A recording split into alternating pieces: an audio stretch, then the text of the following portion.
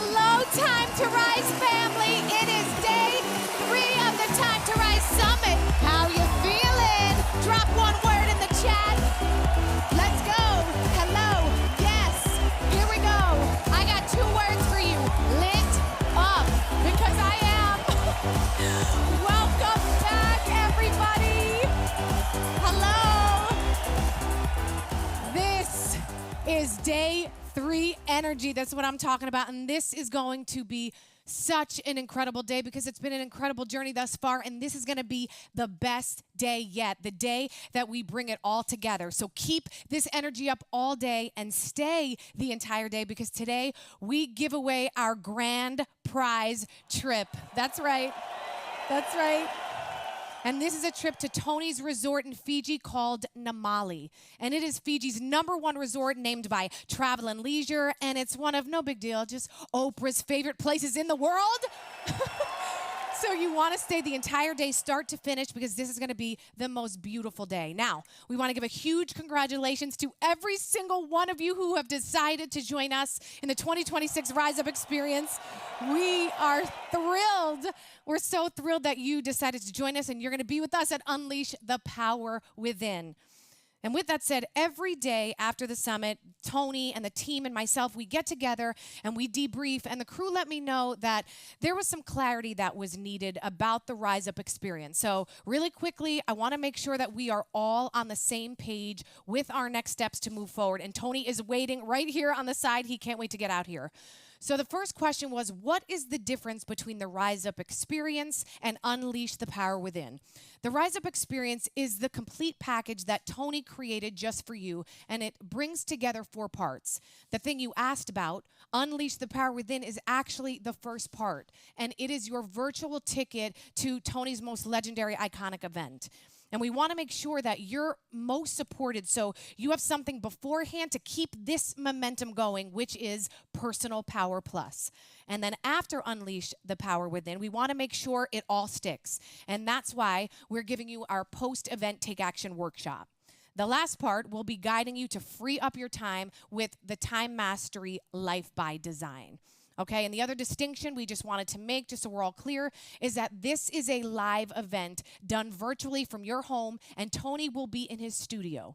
No recordings, no replays. We're all showing up together in real time, and it's like a worldwide party happening all at once, and you get a front row seat.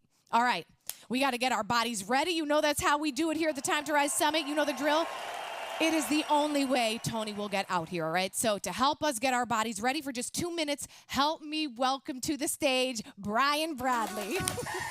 Good morning, good morning. Let's get rolling right away. Okay, guys, okay, let's get rolling because I want to make sure that we get this out. The energy here is unbelievable. We're excited about this, and I cannot wait to see you guys in a month and a half at Unleash the Power. Can't wait to be back there with you. So stand up. Let's get your feet pointed straight ahead. And for those of you, well, let's see. Today we went with a little bit of UK and Aussie stuff. I hope everybody's happy. I apologize to the New Zealanders. My All Blacks were not with me on this trip. So get your feet pointed straight ahead, fist width apart, and you're going to keep your feet in that position. That's where you stay. Now, shoulders down. Hands up like this. Hands are in this little position, shoulders down. And now let's circle forward. Let's get your upper back into a new position. Keep circling while your feet are straight. Hey, show some excitement. I at least want to see some smiles doing this. Come on, I feed off of your energy. Let's go. I actually brushed my teeth for this. I went all out. There we go. There's some pretty smiles. Okay, turn your hands up. Remember, this is just something simple you can do. If you're driving a car, I don't recommend it. Not even a Tesla. Come on, turn them back. I love it, kids. You're killing it. Look at those kids. 3, 2, 1. Okay, now we're going to get a solid 15-second sprint. Are you ready? We're sprinting. 5, 4, go as fast as you can. As fast as you can. Faster. Okay, here we go. Switch to the other side. Ready, go. You better be sprinting, Renee.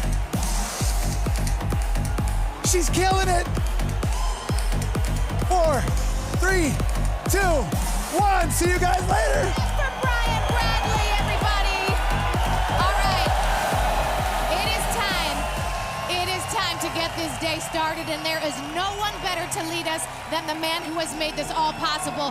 So let's get this energy up. Help me welcome to the stage the one and only Tony Robbins. Here we go. How are we all doing out there?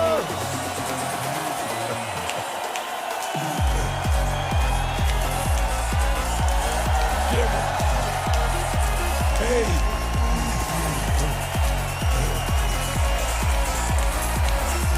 Right there. Make a little noise if you're feeling fully alive.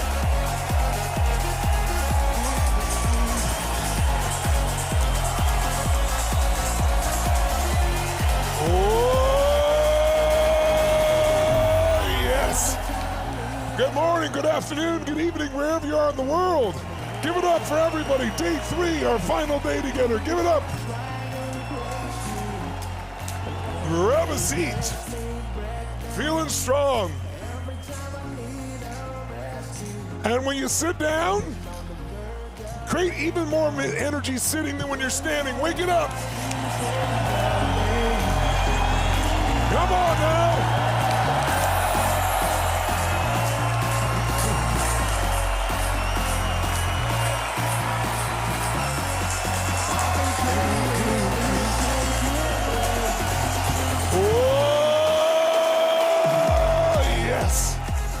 Wow, we've been on quite a journey together. How you all feeling this morning? If you're feeling great, say yes. Say yes. Say yes. Well, I've had a blast again. I got to get some sleep after this program. Could you guys keep me up? Watching all your videos again and seeing all the beautiful breakthroughs. Who's made some great breakthroughs these last couple of days? Thumbs up if you're there on YouTube so I can see. There you go. Great. Fantastic.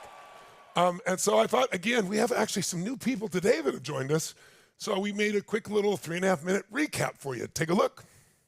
Today's content is about this concept of identity. It's the most important distinction that influences your life. When you activated the magician, when you activate the lover, when you activate the sovereign, what you're doing is changing your biochemistry. In that realm, because you were so open and cleared, I want to invite you to come to Unleash the Power Within and march with me. You're going to be my guest. Give her a hand. Our beliefs control everything. So we have beliefs about people, beliefs about business, beliefs about finance, beliefs about ourselves, and the beliefs about ourselves are called identity. Now, what is a belief? A belief is a feeling of absolute certainty about what something means. Your brain, once it believes something, looks for what it believes, and it only notices that. The secret is not to be fearful. The secret is to get stronger and better, so when that happens, you can deal with it. The strongest force in any human personality is the need to stay consistent with how we define ourselves. If you keep that habit up, you'll just keep growing and growing and growing.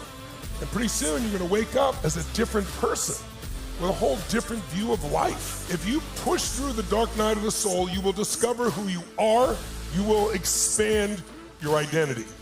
And that is the only way to have lasting change. Dan's old identity, Dan's okay. He's fine. Quiet, likes to fly under the radar. My new identity? Dan's adventurous. Dan is taking on some of the world's problems. Dan is looking to see how he can contribute. Dan is fun. Dan is loving. Dan is open. Dan is worthy. Woo! My old identity was somebody who was really, I was kind of standing like this, I was just really down on myself. And then as soon as I did the changing of my state, and I was like, yes! I was like, oh my God, I'm feeling so powerful, I'm feeling successful. Every day I'm gonna get up. Before I start my day, I start with meditation now, and I'm gonna get into state, I'm gonna get into the physiology, the physicality of my warrior, my magician, my lover, my sovereign, all of that, and feel incredible. Whenever I'm feeling down, gonna notice it, bring awareness, shake it off, and get back into state and be feeling excited. There is a tremendous power around relationship, and for most people, this is the area of the most pain and the most joy. Ultimately, a relationship is a place to go give. It's not a place to go get. How do I navigate dealing with all of those feelings that are coming up on top of just trying to stay in this happy state in our marriage? You don't have to be happy every moment, but you do need to feel connected. The pain is, it's an opportunity to feel more, to become more intimate, to allow our hearts to be broken open. Recognize that it's a gift. It's a gift to love. Thank you both. 90% of success in a relationship is selection. Who you select to be in this relationship. If you bring Serena, does that bring out a different Gabe? It does. So if you want a different reaction for him, you got to bring a different you. You have to wire this woman so that she's the one who's in charge. So we're going to send you to Unleash the Power Within. And if your husband wants to go, he can join. Are you up for it? I'm up for it. Thank you. My question is actually about relationship with my father. How do I meet him where he is at? By recognizing that this life is precious. It's such a sacred chapter to be able to love our parents. They brought us into this world. Just fall in love with the beautiful man that he is and rebirth your relationship. We're not always given the opportunity, life can be taken from us in an instant. And my invitation would be, don't wait. You got to realize that time is precious. Yeah. And we never know how much time we have left. So those we love, there's nothing more important than to express that, to feel that. 100%. Send us a picture of you. Send us a picture of you and your dad. Kind of like confused between what's an expectation and what's something that I'm really asking from her, that I should be getting from her as my partner. The answer to your question is whatever you need, you should be giving her. So you believe your woman's more masculine probably because she's now being forceful about wanting her way of life, not just pleasing your ass. And she's right to do that. But her feminine will show up when your masculine shows up. Step up and you will feel the man you're meant to be, and you'll feel proud and you'll feel alive, and you'll serve your woman and she won't even believe it. But if you do it consistently, she'll believe it and everything will change. I only have one thing to share, Carlos. She's not there to meet your needs. She's there for you to love her.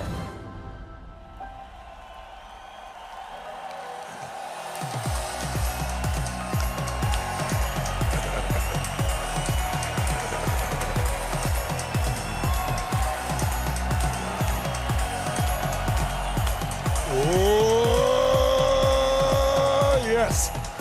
So, we've covered a lot of territory, and one of the major focuses in this 3 days, all this content we have to share with you in such limited time, is I wanted to make sure you got the fundamentals of what it takes to create a breakthrough. And today we're going to put that together. So if you remember, we said there were 3 S's that create a breakthrough, and that most people fail because they do them in the wrong order. So to remind yourself, when you want to lose weight, you want to change your relationship, you want to shift your business, you want to get closer to your kids, whatever it is you want to change, most people start with the how. So remember, that's the strategy. And the problem is when you start with a how and you haven't done it successfully before, you've never made that money, you've never broken through, you've never lost that much weight, you've never had a great relationship, your brain goes in a state of uncertainty. And so even if someone shows you how, you don't believe you can do it, or you'll say, I tried that. The real problem is the story. The story is the belief system that holds us back. That's the glue that even, how many have ever shown someone an answer, you showed them how to get the solution of what they wanted, and they just pushed it aside. They couldn't even see it, even though it was right in front of them. How many have done this before? Say aye. Because they had a story that says, I've tried everything, or all the good ones are gone. And then what we showed you is that what you really need to start with, a reverse order, is the state you're in. So on day 1, you got into this warrior. Make sure your warrior is fully awake this morning, ladies and gentlemen. Give the warrior sound inside your body. Give it full tilt. Feel that, feel that. Feel that. Feel that. That's it. Feel your magician now. Make the sound of that magician. That's it. Make the sound of your lover. That's it. And now, you're sovereign, make the sound of the sovereign, feel it. Whoa, yes. How many of you can get in those states now very quickly? Make some noise. And by the way, when you go in those states, you come up with a different story about what you can do when you're the warrior or the magician or the lover, and you need to switch them up. Sometimes it's the warrior's got to push through. Sometimes the magician's saying, man, we're making this too complex. This is so simple. I'm overthinking this. I can change the whole thing by just changing my perception. Or sometimes it's just bringing love to something when you're stuck in your head. Because get in your head, you're dead, especially in a relationship. And sometimes it's really the wisdom of your king or queen or sovereign. So that was teaching you one way to get yourself in the right state. And what we also have taught you each day is some strategies. So strategy had a breakthrough. Next day we had strategies, and yesterday was all about identity. And how do you build an identity? Identity is the base of your story or your brand if you're in business. How many got some great tools out of that for yourself yesterday? Make some noise, right? And so you've gotten strategies and you've gotten states, but now today we're going to focus on the story. And this is so valuable because as I watch your videos and as I've read even the first night when you didn't do videos, many of you just wrote things out. It's so obvious that so many people are in a painful chapter. You're in a winter right now. Remember the 4 seasons? And when you're in winter, when you're in that dark night of the soul, it feels like it's never going to get better. You think it's going to be horrible forever. But after every winter, there's a springtime. And some people don't think they'll ever get out of it. They allow themselves to get overwhelmed. So my goal today is to give you a tool, a set of tools, understanding your story so you understand where you are in the process of your own evolution.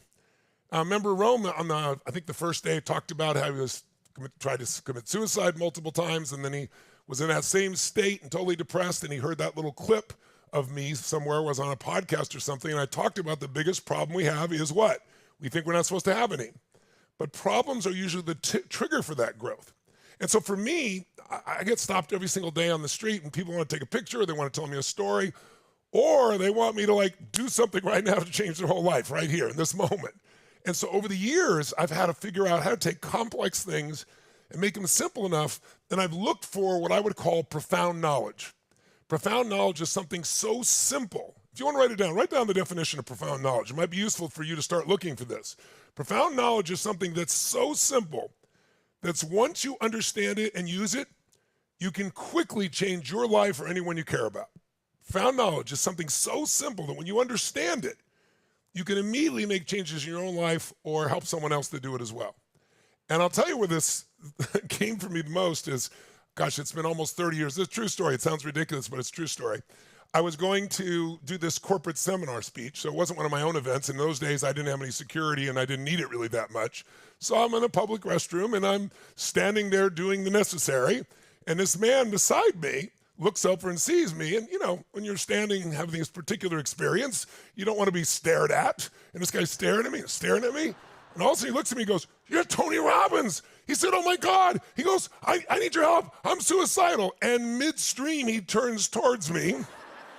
True story, and pees all down my leg.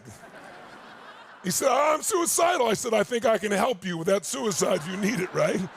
So that was the day that I was like, I need to be able to help people quickly because this guy needs a lot of help. And one of the fastest ways to help yourself or someone else is to understand that throughout humanity's history, we have taught each other through stories.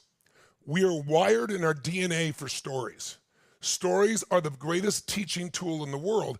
And every story is really, if you look at the Bible, Bhagavad Gita, if you look at the Quran, if you look at any great religion, they usually have a book. The book is full of stories. And what do the stories teach? How to live. There's always 2 stories. There's warnings and there's examples. And that's what life is. All of our lives are either a warning or an example. And if you feel like your life is a warning right now, you can still become the example you want, but it's going to require you taking action. I'm going to show you some of the tools that can make you have that happen. But you also understand it's a story. Sometimes we get so caught up in a story that we forget we got real life and we could change it right now. We're not our story. One of the things I tell people is change your story, change your life. Write it down. If you've got a story that, oh man, I'm a victim, I've been through all these things.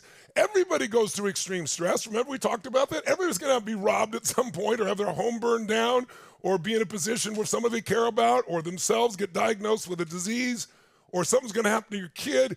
Everybody's going to have it in their lifetime. No one escapes, no matter how good a person you are, no matter how loving you are, no matter how smart you are, no matter how rich you are, it doesn't matter. No one will escape that because problems are a sign of life.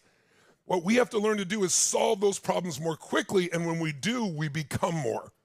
Problems call us to grow. And if there's anything I can tell you beyond a shadow of doubt I've learned in my life, people say to me all the time, what does it take to be happy? You've met millions of people. What's the secret to happiness? One word, progress. Write down, progress equals happiness. It's not even achieving your goals that makes you happy. How many of you have ever achieved a goal you worked really hard at, and then after you achieved it, your brain went, is this all there is? Who's done this? Give me a thumbs up if you're on YouTube, or give me a little emotion out here. That's the worst feeling in the world. Now, because most of you out there, I'm sure like me, is if you fall down and you fail, you pick yourself up and you go at it again, right? But if you succeed and you're still unhappy, you're now what I call technically screwed, right? You have to have a different approach, right? Or have you done this? How many have ever achieved an incredible goal and you were excited? You didn't say, is this all there is? Who's had a goal you achieved that was really exciting? How long did that great feeling last? Did it last for 6 years? A year of happiness? 6 months? 6 weeks? 6 days? Or 6 hours? How many of you lasted 6 years? You achieved your goal and you're happy for 6 years as a result of it. Okay, I see one person on drugs. That's about it. Good, very nice. Okay, how many of you, it lasted a year, that happiness from achieving that goal? Okay, 1 or 2. How many of you, it lasted 6 months? Okay, now we get them out maybe 15, 20%. How many lasted 6 weeks? How many only lasted 6 days? Any 6-hour people out there? So you might say, well, Tony, I worked my guts out, I achieved the goal, and I only stayed happy this long. Why? Why? Because you're not meant to sit at the table of success too long. You'll get fat and bored. We're made to grow. Progress equals growth. Everything in the universe grows or it dies. That's not my rule, that's the universe. And everything in the universe also, when you grow, you have something to give, which is what makes your life meaningful. Without growth, there's nothing new to give. I'm only able to be here with you at 66 years old because I've been through hell and back so many times that I can show you the pathway to get out of hell and get to heaven, meaning not literally, but in your life. That's the process we're talking about here. And you don't feel that aliveness when it's just about you. You can meet your own basic needs so simply that you get bored. But if you can find something you care about more than yourself, whether it's your kids or your husband or your wife or your family, your community or your mission or your company or something that you care about, then you will wake up every day with an energy. But most of us are dealing with our own little problems here because we haven't found how to push through and because we get stuck in the story. So I want to give you, there's a friend of mine, he actually just wrote me 2 days ago, sent me a text. And it was, I think 35 years ago, he came to my Date with Destiny seminar. And in that process, we had people like we do on Leash Power then kind of rewrite their story.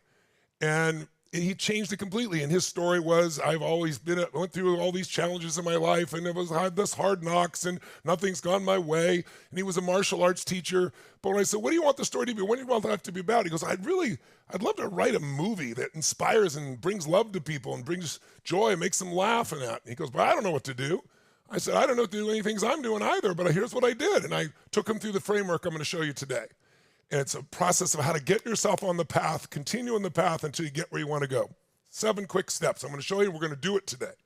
So, and you can do it with any area of your life, something you want to master in your body, your emotions, relationship, finances, and you'll be able to use this again in the future. But he sent me several years, many years ago, maybe 10 years ago, he said, Tony, he wrote Sleepless in Seattle, by the way, and was nominated for Academy Award, this great romantic comedy. Anybody ever see Sleepless in Seattle? It was a long time ago, right? And now he's this great writer, and he just sent me, this little thing saying 35 years later, here we are. It was really touching. But what's interesting is he sent me this thing. I went to the greatest screenwriters training in the world, and he gave me this outline of the greatest stories have these 7 elements. So I want to give them to you right now because they're a good map. It's not exactly how life is, but it might help you think about the story of your life and where you are right now. And then I'm going to take you through the ultimate story called the hero's journey. and show you how understanding it can give you perspective so you can get out of those lousy states and get to where you want to go and make the progress that makes you happy and be able to give the things you want to give. Who's up for this here, ladies and gentlemen? Make some noise if you're up for it. So jot these down real quick. I'm just going to give these real fast, and then I'm going to take you through this hero's journey, and then we're going to go through this little mini workshop where we're going to pick something you want to shift, and we're going to show you how to do it, okay? So this writer, and there are many different approaches to this, said that stories all start with a desire. If you watch a movie, if you read a book, you meet the main character, and the course of the story is driven by what do they want. Some people want to save the world from bad guys. Some people want to be more connected to God. Some people's deepest desire is to find the ultimate relationship that they can bond with. Everyone has a desire, and your current most passionate desire is what's driving the story of your life. Now, some people's desire starts to, I just want to get by. I want to survive. And if that becomes your story, life becomes hell. Because remember I said, what really makes people stressed? It's not what they think it is. It's that they're managing their life instead of creating. They're making a living. They're pushing through. But with enough energy and focus, you can find a deeper desire. One of the reasons I do events is when you get collectively with a group of people all over the earth in this kind of energy, how many feel the difference when we get your energy up just in this group right here? Can feel that difference, right? If I ask you, if you're in this state and I said, what do you really want? And you're in this state, you go, I don't know, man. Most people tell you what they don't want, don't they? I don't want to be this way anymore. I don't want to be like this. I don't want to feel like this. I don't want to act. I don't want to be in this kind of relationship. Well, whatever you focus on, your brain starts to move you towards it. There's a part of your brain called the RAS. It's big words. It's a reticular activating system. For short, most scientists call it the RAS. And once you have a desire that is strong, your brain starts to look for any way to make it happen. If you don't just give up that desire, you keep feeling it, imagining, experiencing it. And once that happens, you'll notice things you wouldn't notice. Let's say you decided, I want to find a way to invest with no money down in real estate or apartments or something. And you don't even know how to do it, but you really get obsessed about it. All of a sudden, you'll see books, you'll hear conversations. If you're in Starbucks and there's somebody 4 tables over and they're talking about buying or investing in real estate apartments like this, your brain will hear that conversation because your brain is like a servo mechanism. In the old days, if you sent a rocket towards a target and you were off, it missed it. But the new rockets have a servo mechanism like your brain. And if the target moves, who knows what happens to the rocket? It moves and follows it. All it takes is unleashing your desire. That's why I call it unleash. Not remembering, not thinking about it, unleashing it. Right? And you've had a mini experience of that here a little bit.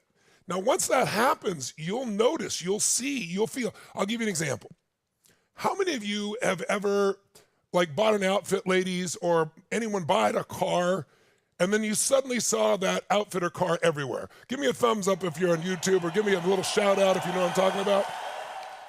Well, were those outfits around before? Weren't those cars around before? Of course, but you didn't notice them because it wasn't a driving desire. Now that you own one, your brain notices anything related to that. So the first ignition to your story, and then you've got to ask yourself is, what is my current most passionate, focused desire? And do I have one? Or is it just my desire to get by or to survive or get through this crap? Your desire determines the direction, the speed, and the quality of the story of your life. So the second thing that happens is as soon as you have a desire, if we're reading a book and you're reading a main character, you're watching a movie, the second thing you'll notice, they don't always notice, is there's a problem and there's a need. The problem is, let's say the person wants to be wealthy, but they're selfish, right? And so this is not going to happen. Or the person wants, to achieve great things, but they're lazy. Or they want a great relationship, but they're fearful, so they don't initiate it. There's a problem or need. So I'm wondering if you know what your biggest problem or need is. The problem has a need. The need often is for you to grow. The need might be for you to be, in a place where you have more faith or more courage or more determination. That's the need. The problem is you're holding back and not taking action. Third element of a story is the big one, which is whenever you got a desire and you got a problem need, opponents show up. And there's 3 kinds of opponents if you want to jot them down real fast. There's an external opponent, there is an intimate opponent, and there's the internal opponent. What do these mean? Well, the external opponent is obvious. How many have been at work, in environment, in your business, in your career, and like there's somebody screwing with you, or somebody who seems to be getting in the way, someone who's holding your progress back? Who's ever felt like somebody was fighting you, taking advantage, right? So you could do battle with them. But the more intense one is the intimate opponent. How many of you have ever had somebody you really care about, a family member, a mother, a brother, a sister, maybe someone you thought was a dear friend, and you felt betrayed by them, by something they did, and they were an opponent to you? How many have had that experience? Make some noise and give me a thumbs up. Which one is more painful? Which one is more difficult to deal with? The external opponent or the intimate one? It's the intimate one, right? That's the one that if you conquer it, you're going to grow more. But then there's ultimately the internal opponent. That's you. Because most of what's really going on in the external world, your reaction to it, your reactions are determining how your life turns out, and they're all coming from inside. Blaming someone else is your internal opponent. Until one day you go, it's not my brother or my sister, my mother or my father, it's not the government, it's not Trump, it's not this, it's not that, it's me. And that's when you can start to make some progress. Now, by the way, as you're dealing with the opponents, most people, fourth step, they come up with a plan real fast. And if you want to make God laugh, tell her your plans, right? Right? Because how many of you have had plans that didn't work? Make some noise if you had plans that didn't work. If you go to a movie, check this out. Let's say you went to a movie. This is the story, okay? The story starts out with a person who's totally healthy, they're happy, they're in love, they have great relationships, and they're doing really well in their business or finances or career. That's how it starts. And then as you go through the film, about halfway through, they're healthy and they're happy and they're strong and they got great love in their life and they're doing great financially and great in their career and their business. And you get to the end of the movie and they're healthy and they're happy and they have great loving relationships. Raise your hand if you're going to go to that movie. If you're not, give me one of these, right?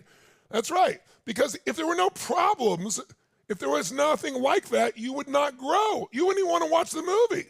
What is drama? Conflict. And most of the conflict you think is the outside world, it's really inside of you. You solve it in you, you'll solve it in the outside world. So you come up with your plan, and then fifth step is you do battle. You battle with your opponents. You battle and try to solve the thing with the external opponent or the intimate one, and you're upset about it. And ultimately, you battle within yourself. And then the last two, 6, now there's a point in that battling, if you don't give up, where you wake up. And you have what's really called self-revelation. It means you start to realize, oh my God, it's not them, it's me. That's when it really happens. And when that happens, you develop new character. You develop like a different level of self-honesty, or you become more humble, or you find your courage finally and you stop pulling back and blaming everything else, or you stop telling yourself the story about why you can't do it and you just get up and do it even though you're scared, right? That self-revelation changes a person, and that leads to the final step, which that final step is that series when you read a story, or when you, to your children, it says they lived happily ever after. Or in our world, we say life will never be the same again. It's called equilibrium. So think about this just for a quick second. Do you know what desire is driving you most at this stage of your life right now? Are you aware of it? Are you conscious of it? Are you conscious of what the problem is and what you need for you to grow? Are you too focused on the opponents and the battle? Have you come up with a plan and now you're disappointed because it didn't work? Most plans don't work the first time. That's why we fight for them. That's why we value it.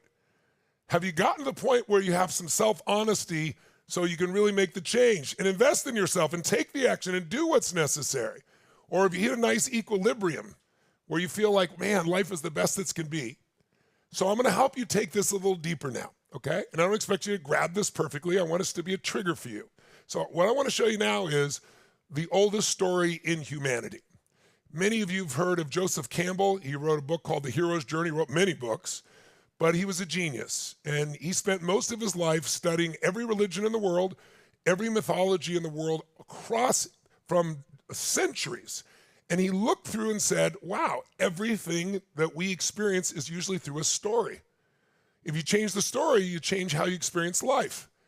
But he also noticed there was one story that since the earliest days, even of cavemen, It's this theme, and it's called the hero's journey. And he made it somewhat complex. I'm going to simplify it for you into 7 steps, and I'll give it to you in a way it'll be pretty simple. How many of you remember the old story of the Wizard of Oz? Hopefully everybody around the world knows that one, right? So we're going to use that as an example. Now, here's what I want you to understand. Most of us think we have a problem because here's how it all starts. The journey starts with step 1, your ordinary world. Your ordinary world means how your life is right now. Your life, can be feeling pretty good. It's okay. It's pretty great. Seems wonderful, or it's not, but it's kind of where you've been for a while. And life demands, or you could call God or the universe, whatever you prefer, something out there demands us to grow because everything in life grows or it dies. And so we don't always grow on our own, or we grow conveniently, little groups. Remember I said the other day, there's these bursts in life that happen where you grow a ton and it changes your life. Well, you got this ordinary life, and the hero's journey is because the second step is all of a sudden you have what they often call the call to adventure. Now, you probably don't recognize it as a call to adventure because it looks like your house burned down, or it looks like somebody cheated you or cheated on you, or someone stole money from you in your business, or your kid is screaming at you, or someone in your family won't talk anymore, or you got somebody who's the president of the United States you don't like, whatever the case may be, right? The call to adventure is this smash, and it doesn't feel good. But if you can recognize it's a call to adventure, you can change your life. Most people don't recognize it. So they go to the third step, which is they refuse the call. They pretend that I don't have to deal with this. This is not my problem. I can just put it aside. I can just keep doing my ordinary life. But guess what? Life will come in and make you. It'll take you. Life will give you such a challenge that you have to grow. And you'll go from that step 3 of the refusal mode into really being taken on the journey. So let me walk you through this in the version of like Wizard of Oz. So let's start with the ordinary world. You remember the main character of Wizard of Oz was Dorothy. She lives in Kansas. The movie, by the way, is in black and white, which is what her life is like in the first part of the movie. It's black and white, ordinary. Kansas, pretty flat place. And she thinks her biggest problem, she's all upset because a neighbor, her dog, Toto, bit a neighbor, and the neighbor wants her dog taken away. And so rather than deal with this little problem, she runs away. She goes for the refusal, right? There's a call for her to grow up, and she doesn't take the call. Now, the call keeps coming, right? She decides to run from home, but then the universe intervenes, and a giant cyclone comes, right? A tornado. And it's coming, and all of a sudden, she needs to go back home. And she doesn't want to go back home. That's where her dog's going to be taken from her. And no one understands her, and she's not appreciated. And she's whining about all this stuff. But when the problem's big enough, we react, don't we? And so she tries to run home to take cover. And when she bangs on the door, no one can hear her. They went underground to protect themselves. They were all worried about her, but they couldn't find her. She was gone. So to save their lives, they go underground. So she, to save her own life, goes in the house and tries to strap herself down and hang on to the furniture. And by the way, she does not want to change. She doesn't want to go anywhere. But what happens? The universe takes her. The tornado takes the house, spins it out to a different world, which is what life does when you face these challenges. It's going to take you to a different world. And so we put it back on the screen for everybody then. You can't refuse the call. Put it up there for everybody. The next step. You find yourself in a position where now you go on a journey. And when you go on that journey, you're going to meet new mentors. You're going to gain some new allies. You're going to find some new friends. And it's going to start to create a change in your life. And so the thing I want you to think about is, think about it this way. Think about it like she didn't want to go. Now she's in a different place. She doesn't know where she is, doesn't know what's going on. So just let's say you were in LA during the fires. I had my home burned down 20 years ago in California. And it was my favorite home I'd ever had. It was called the Del Mar Castle. It was made of castles in Europe. I leveraged everything I had, said I want my family to live here. And I'm 24 years old. I just stretched myself like crazy in ways I never thought possible. And I got this home to be our home. And then one day, the whole thing burned down. There was a candle in the house. It flipped over on the bed. It literally burned out. And everything that I had, that I owned, was gone. In those days, you didn't have pictures in the cloud, so all my pictures, all my history, all my back, all of it was gone. But I had 3 children, and we all made it out alive, and so I had to set an example for them, thank God. So what did I do? It's like I said, listen, we want to be grateful. Look, we're all healthy. But what it made me do is I had to go on a journey. We had to move. I had to move to a new location, and went to move location, I met new people, new friends. I met some new mentors, and it started me on the journey. Same as what Dorothy did. So Dorothy gets there and she meets these little miniature people and she decides, I got this problem still, I got to solve it, I got to get home. And they say, follow the yellow brick road. Think of this, you got to get on the path, because I'm going to explain this to you in a moment. You got to get yourself on the path. And they show her where to start, how to get on the path. And as she starts to try to make progress towards what she needs and what she wants to solve her problem and really meet her needs, she meets some people along the way.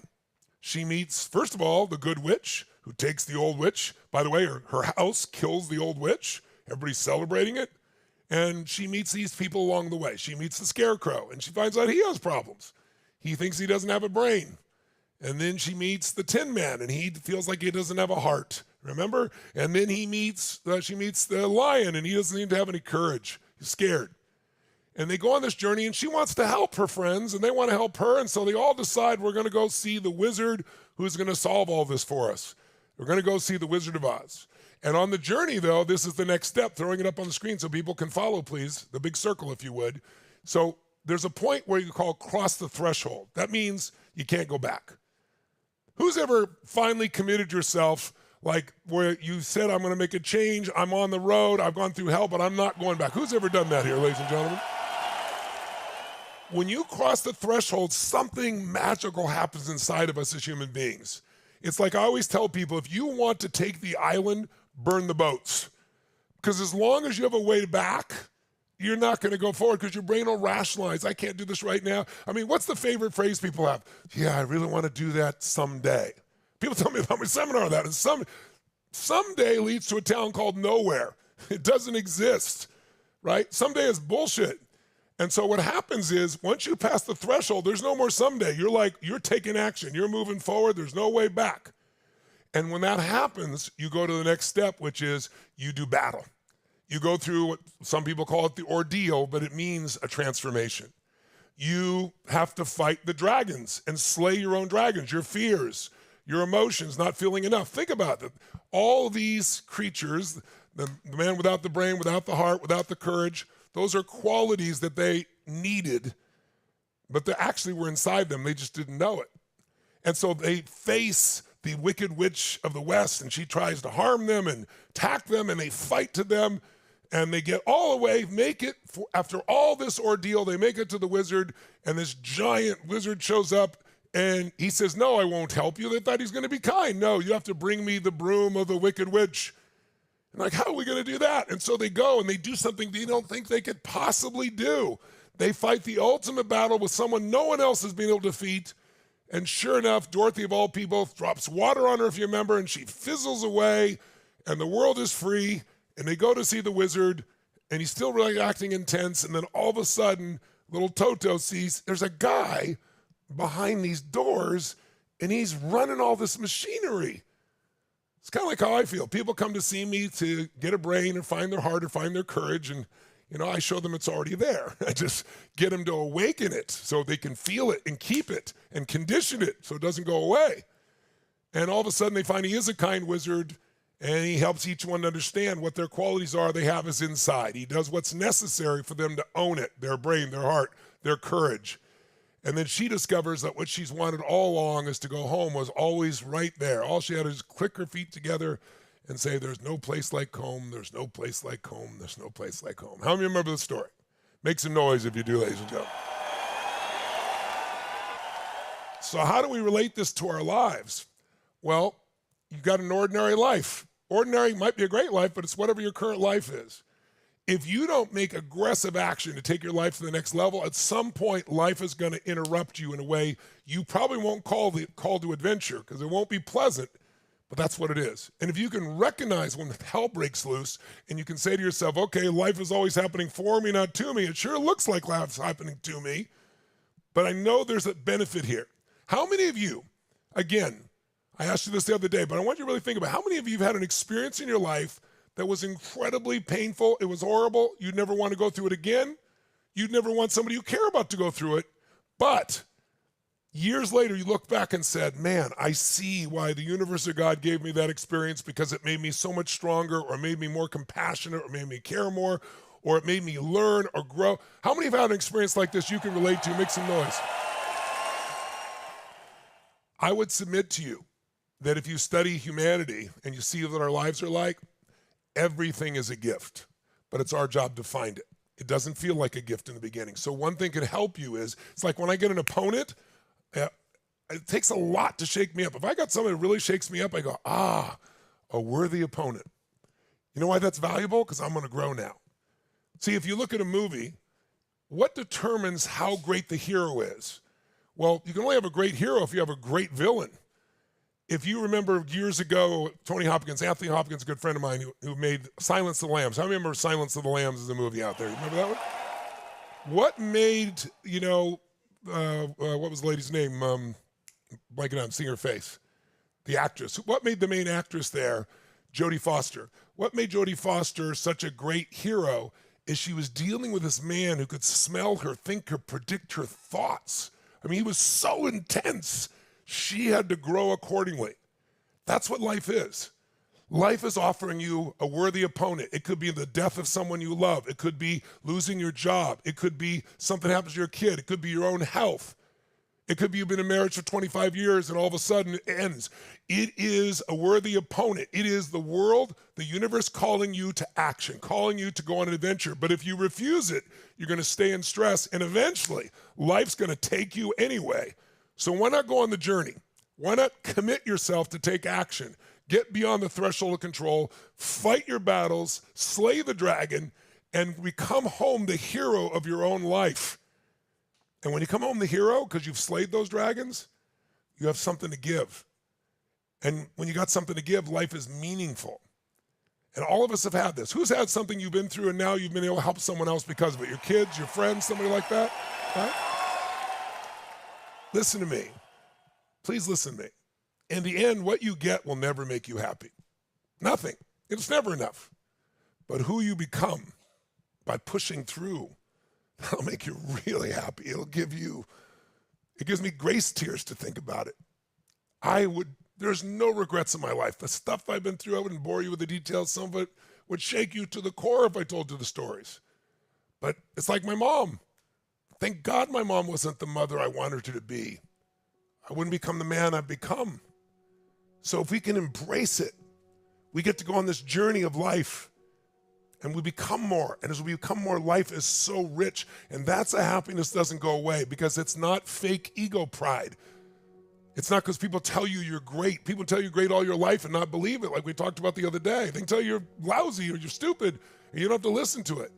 You know when you push yourself through difficult times.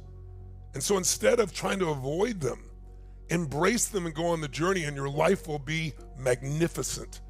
And by the way, just when you're celebrating being the hero and other people are celebrating you and you're able to share, who knows what happens next? Who knows? Right now in the chat box, what do you think happens next? After you've returned the elixir, you're the hero of your own life, the life is magnificent. Tell you, what do you think happens? That's right.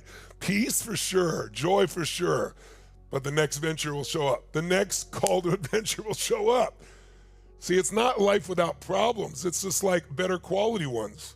Right now you get a better quality challenge. Apple was trying to survive 20 years ago. Then they came up with the idea of doing music on, iTunes, and pretty soon they own the digital market at 88% of the market. It's hard to grow when you have 88% of the market. That's a quality problem, isn't it? But it's a problem. They say, guys, solve it, keep growing. Now they're one of the most successful companies in history, and they're near bankruptcy, right? It's like we're going to continue to be called. So why not embrace life instead of feeling beat up by it? Because your story of I'm being beat up by life versus I'm on the journey, the hero's journey, can change everything. How many see value in this and looking at your own life at some stage here? Make some noise if you get some value in this. Stand up, shake your body out just for a moment. Stand, shake your body out there.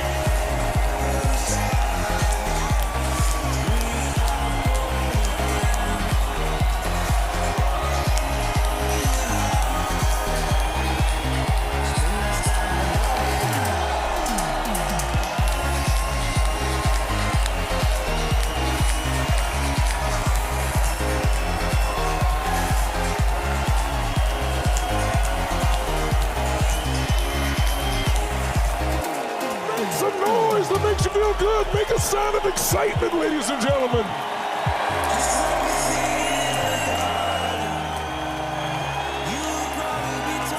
Oh, yes. Get a virtual high five or a fist bump. Say you rock, baby, so do I. Nice. Now, sit down in a peak state. If you're feeling strong, make that fist say yes. Say yes. Say yes. How many of you right now are being called on an adventure? You may have called it, I have a big ass problem. How many have been called on an adventure, right? Right? And if you resist it, the stress is going to go through the roof. But you know what? When you decide to go for it, that's when you'll start to create new solutions, new ideas, new opportunities. And when you're creating, there's not that same stress, even when you're dealing with big challenges. And you got to train yourself. When a big problem comes, finally, a worthy opponent. That's what's going to make me a bigger hero. That's how it works. Now, let's take this and turn it into a mini workshop where you can make practical progress immediately.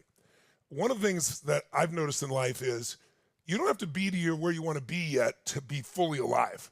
In other words, let's say you're 30 pounds overweight and you think, oh, when I lose the 30 pounds, I'm going to feel so great. But as I pointed out earlier, you will, but for how long? What actually makes us feel great is progress. If you can feel like you're what I call on the path, who knows what I mean by on the path? Like you're on the path of progress, on the path of achieving it, right? If your relationship is not where you want to do, but you just start on the path of making it better, or your finances suck, but now you decide, hey, I'm going to get on the path of this, right? And I do something that I know I'm moving forward. There's enormous energy. If you're overweight and you just start working out and you eat a little better for 4 or 5 days a week, 10 days, a couple weeks, all of a sudden, you're not there yet, but you lose a few pounds, you feel better, you feel stronger, you feel alive when you're on the path. That's what we're all seeking. We're all seeking to feel more alive. How many agree with me on that? Make some noise if you agree with me on that. Which, by the way, is why I'm so committed to conditioning and getting your entire nervous system so this isn't a thought you understand, it's a habit of how you live. It just happens.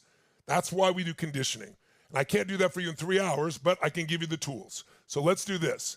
Let me walk you through what I consider the 7 steps to take yourself from the beginning to achieving what you really want in any area of your life. And I call it the path. And I will tell you, the first 4 steps are the hard ones.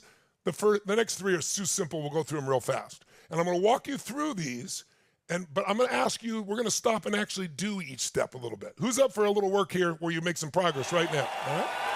All right? So I need you to keep your energy high. In your chair, create that energy right now. In your chair.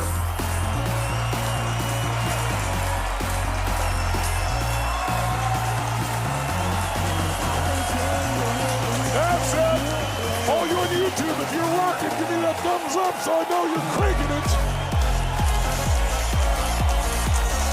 Awesome.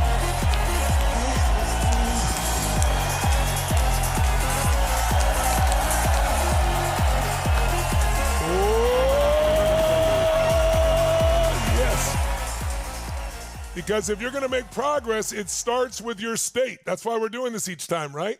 If we just do it in our heads, it won't matter. So we're going to keep our state strong, okay? Whatever we got to do. And by the way, the way to change state fastest is a radical change in your body. The way you move, the way you use your voice, tones, sounds, all that will do it, all right? So what is the path? Let me give you a picture of it. Let's throw it up on the screen for you here. It looks like a lot going on there, so don't worry because we're going to do each step one step at a time. You can take a picture of that if you want. If you got your camera there and want to make a little snapshot, you're welcome to do so. But I will walk you through it one step at a time so you have a chance to do it. So you'll see that the path starts, I'll just kind of walk you through it gently. The path starts with, you get on the path when you know what you really want. And when I say what you really want in any area, you're not going to make progress in your body because it's like, I want to just feel better. It's got to be more specific. What do you want to lose a certain amount of weight? Do you want a certain level of energy? Do you want to be a certain size? It's like, what do you want? But not only knowing what you want, but you got to activate and awaken your hunger. Write that down. Awaken my hunger. Remember the other day I said to you, people ask me all the time, what's the difference in people's lives? The most successful people in the world, what do they have in common? I was up early this morning after all your stuff, even less sleep because I was with Michael Milken. He has a program here with some of the most successful people in the world, and they're all trying to figure out how do we really make sure the American dream is fully alive. They want to be on this board with them. brilliant people. But you know what? You can look around the room. Most of the people there are, doing unbelievably well. A good number of the room is 10 figures, 11 figures in net worth, meaning billion, 10 billion.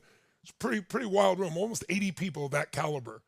And the one thing they all have in common is hunger.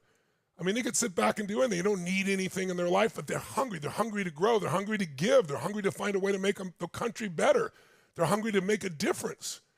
Hunger. Awakening your hunger is the first thing. Now, what most people do is they get so disappointed that they deaden their hunger, or they drug themselves with food or alcohol or prescription drugs because they've been disappointed so many times. They don't want to get excited. They don't want to get their hunger up because they're afraid of being disappointed. Let me tell you something. Write this down. Disappointment is the secret to success. If you're not disappointed, you haven't done squat. Right? It's like criticism. Like, how do you not be criticized? Simple. Do nothing, be nothing, say nothing, and no one will criticize you. Not even in social media, right? That's the secret. No, that's not going to make you alive. What you have to be able to do is you got to discipline your disappointment. Disappointment happens all the time. If you can turn disappointment into drive, now you're going to have a different life. But to do that, you got to train this body and this mind so that happens automatically. Because you have to think about it. Once you're in a disappointed state, it won't work. You got to train yourself. Now, when I say awaken your hunger, that means you got to develop a vision. In the Bible it says, and I'm not telling you have to read the Bible, but the Bible says, without a vision, people perish. And it's true. If you don't have a compelling future, anyone can deal with a difficult today if they have a compelling tomorrow. But most people don't know what they want. You ask them what they want, what do they say? They tell you what they don't want. I don't want to be this way. I don't want to be in this relationship. I don't want to feel like this. I don't want to earn so little money. I don't want whatever. So write this down. Reasons come first, answers come second. Reasons come first, answers come second. See, if you got a big enough reason to do something, a big enough why, you'll figure out how. Even if no one else shows you, you'll find the how. That's what happened in my life. So the first step is that. So I want you right now, just for a second, I want you to think of an area of your life that you'd like to make a significant improvement in. It could be your body, it could be your relationship, it could be your finances, it could be your career, could be your level of happiness or joy. How many of you can think of an area right now that you'd like to make a significant improvement in? Okay. The first step to knowing you're on the path is your brain knows what it wants, because we want to activate that RAS, that reticular activating system that'll start noticing and helping you get there. But it'll only do that if you don't not only know what you want, but you awaken that desire and you got strong enough reasons. So I want you to think of an area of your life right now you want to improve. And I want you to take your iPad, your piece of paper in front of you, whatever it is. Don't just think this. If you don't write it, it's worthless. So get something so you can write it, or your computer, your phone, whatever you're going to do. Or you can put on your little otter and dictate it right now if you want. But what do you really want? What's a specific result you want in that area? Could be your body, could be your relationship, could be finances. I don't care what the area is. And be as specific as possible. Not, I want to lose some weight. I want to lose 22 pounds. I want to lose 10 pounds of fat. I want to turn my husband or wife into a raving fan, not a satisfied customer. Satisfied customers go away. Raving fans stay. Apple has raving fan customers. Microsoft, not so much, right? I know that, not making a judgment. Microsoft, I got a room of 10,000 people, and I'll say, make the sound you associate to this company. And I'll go Microsoft, and you get murmurs. I go Apple, and people cheer. That's $1 trillion difference, right? So what do you really want? What's a specific result you want to accomplish? Maybe something you want to accomplish in the next 6 to 12 months or less. Be specific. That's what makes your brain work. If you say, I want more money, your brain goes, here's $1, you're done. I want to lose some weight. You lose a pound, and the brain, your RAS goes, okay, we've achieved it. Be specific, and then write down, why is it a must for you to achieve? Why? What will it change in the way you feel about yourself? How will it make you feel if you achieve this? Why is this so important to you personally? What will this do for your family, for your kids, for the people you love? What would it do for you? Why must you, why will you make this happen? All right? You got 60 seconds. Write as fast as you can.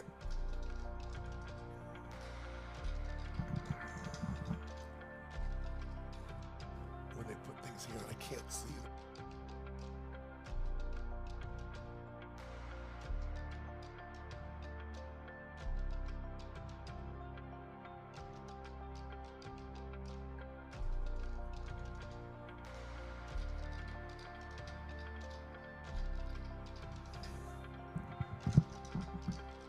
Try to be specific. And then the most important thing is the why, the reasons why. Why is it a must to achieve? Why? How will it change? How will it feel to accomplish this? How much more alive would you feel? How much more fun? How much more joy? How much more love? How much more energy would you have? How much more inner pride?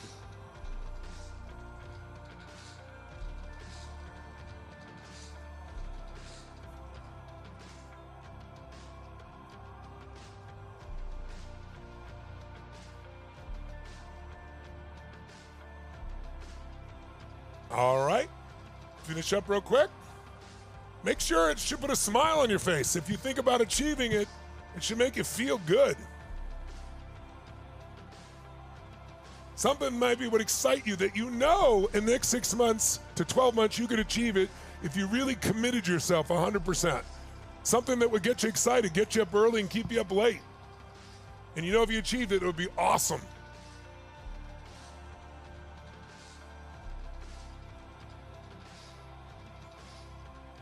All right.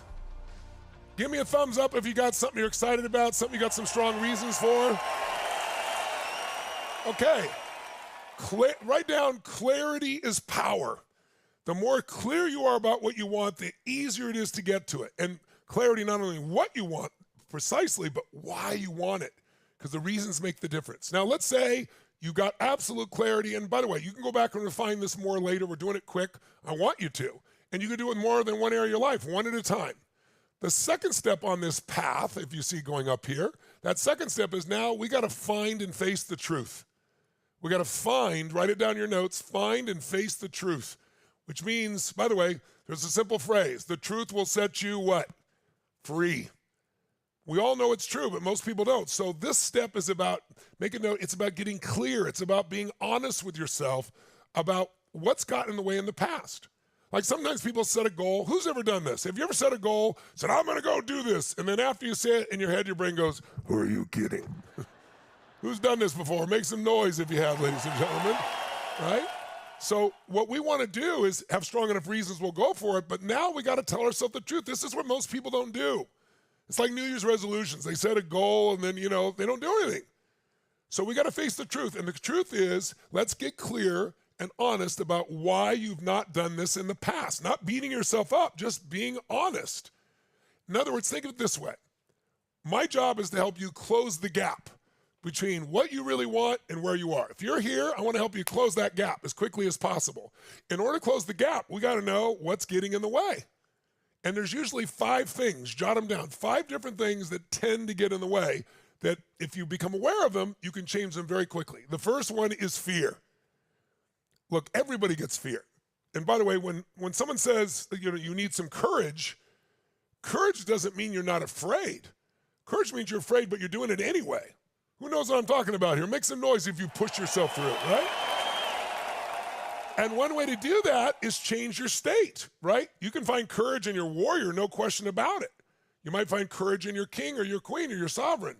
Those are just metaphors for states that you can go into. But the bottom line is if you let the fear stop you, you're in trouble. And fear is physical. That's why changing our bodies can make a difference. When you're really afraid, you can feel it in your throat. You can feel it in your gut. But if you snap your body into a strong state, all of a sudden the fear disappears. You take action. Write down, the only cure for fear is massive action. The only cure for fear. As long as you think about it, you're going to be scared. So when I'm afraid, I just step into it. And I discover 90% of the time it's not as intense as I think it's going to be. And more importantly, when I'm taking action, the fear tends to move aside. It's more courage. And courage, by the way, write down courage is a habit. It's like a muscle. The more you use it, the stronger it gets. So if you're not very courageous, doesn't matter. Make yourself do it. But so is that it? Or if it's not that, is it a limiting belief that's getting in the way?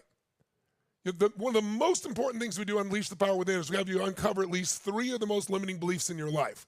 I'm not enough, right? This has occurred, I can't do it. I've never made them, whatever it is. And we don't just intellectually deal with them. I don't know if you remember, I think it was Kate on the first day with the red glasses talking about how she completely changed her life. It was through this process of destroying the old belief that she had, which is I got to please everybody or I'm not enough. But the way we did it was not intellectual. We didn't just write it down. It's about a 3-hour process because you got to get it out of your body. You got to get that out, and then we got to replace it with a new belief. So beliefs control and beliefs create. How many have had some beliefs in the past that you've known better? How many even have a belief today that you may intellectually know better, but it still gets in your way at times? In your relationship or your business, your finance, there is no progress. You're going to be stopped with your having a goal or a desire. You're not going to continue on the path unless you face the truth and you get this process right now clear so that we can face it and deal with it. Does that make sense? Putting it aside or pretending it's not there won't do it. Or maybe the third thing that often is there is maybe it's a disruptive emotion other than fear. It could be feeling lonely. It could be feeling sad. It could be feeling overwhelmed, allowing yourself to feel stressed. And that's why we train you to change your emotions. So you do it. As quick as most of you are doing warrior, we can do that with any emotion once you learn how. But we got to get where you're not remembering it. Again, you just do it. And then the fourth one, I should say, is that a habit that gets in the way.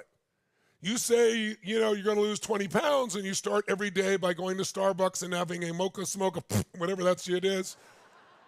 Well, of course you're not going to lose the weight. Your habit is in the way. You have a great desire, but you got a terrible habit. What habit do you got to change?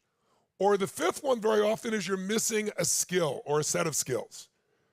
For example, how many of you own your own business out there? Make some noise, you own your own business? How many of you own your own business, have lots of free time? Well, let me tell you, how many have a little bit of stress when you're not with your business, not in your business? And for a lot of people, their business is like an extension of their identity. It's like their kid. It's like a part of their life. It's their well-being. It's who they are. Well, most people fail in business, right? Most of you know 50% of businesses are gone in a year, 80% are gone in 10 years. In 5 years, 96% are gone in 10 years. 4% make it. Make it doesn't even mean they're profitable. And that's because you're what I call an operator. Operators are always stressed. You're not an owner. An owner is someone who has the skill. Like, I'm here with you right now. I've been with you day and night, and I got 121 companies, and we're doing $12 billion in sales. I'm not telling you that to impress you. I'm telling you because it impresses me to me, right? I get to be with my daughter here. I get to be with you. I get to do all these other things because I learned how to become an owner, which was skills, different skills than an operator who's doing everything himself all the time. I couldn't even operate a business that did less than $500,000, and I was burnt out. Now I'm doing all this, and I'm fresh as I could possibly be. So this is a skill you got to get. It might be the skill of decision making, right? It's a skill. It might be the skill of how to do something within your personal life. But if you don't get the skill, you can have this dream all day long, desire, you're bullshitting yourself, there's no progress. Who understands? Who agrees with me on this, by the way? Make some noise if you agree with me. Which means you need to invest in yourself. Whatever's going to get you through the fear, whatever's going to get you shift the emotion, whatever's going to change the belief, whatever skill you need, you got to go get it. These days, learning AI is a pretty critical skill. And a lot of people are overwhelmed by it. By the way, we train in that also. I have a training on that as well, but you don't need to come to us. Lots of people do it. But boy, maybe that's something you need. But you need to invest in yourself because if you don't, life's going to come get you. But if you got a standard education, you're going to have a standard life. And most people's standard life is not a happy, fulfilled one. Are most people, you tell me, show of hands, are most people really physically fit and strong? This means yes, this means no. Which one? Yes or no? No. Are most people in a relationship where they're totally passionate and love? This or this? No, okay. Are most people in a position where they're earning what they really want to earn? Are most people really the happiest that they think they can be? You go, Tony, this is depressing stuff, right? No, I'm telling you this because I want you to know I'm not an idiot. I know most people aren't, but I'm not interested in that. I'm interested in helping those people, but I'm first interested in who's having those experiences. Who is fit and strong that used to be 30 or 40 pounds overweight like I was and kept it off for 20 years? Who's been in a relationship 20, 30 years and they're still passionate for each other? They're not like barely know each other, living different lives. Who is really in this incredibly happy state? Who started with nothing and has become financially free? Because they're not lucky. Success leaves clues. We can study what they do, but we got to get those skills. We got to get those tools. And if you don't invest in yourself, you'll never see them. It's the most important investment. So figure out right now, I want you to write down what has gotten in the way in the past of this goal, this dream, this thing you wrote down, of the 5 things we just did, and we'll throw them back on the screen so you see them. What's the truth you need to deal with? What has been gotten in the way? What's been in the gap? Is it a fear? And if so, what was it? Is it a limiting belief? I've tried everything. I did this, it didn't work. What's that belief? Is it some other emotion? Is it feeling just depressed or sad or stressed out or overwhelmed? Is it a habit? What's the habit that gets in the way of you having what you really want, joy or happiness or love? Is it the habit of giving up when you have a relationship argument and you don't know what to do? Is it giving up on even finding love in your life? Is there a skill? Maybe you need to learn how to connect with people again. Maybe you need to learn how to expand your relationship. That's a skill you can get. You get in books, you get in videos, you can get in classes, you get it anywhere. But if you don't pursue it, great ideas are never going to interrupt you. They have to be pursued. And if you pursue them, like I've done for a lifetime, you're going to have an extraordinary life. But you will have nothing if you just dream about things, even with lots of reasons. That's how you start the path. But if you're going to continue, you have to find and face the truth. So jot down right now, what has gotten in the way so that we can handle it? 20 seconds. You don't need too much time for this one. It's pretty obvious.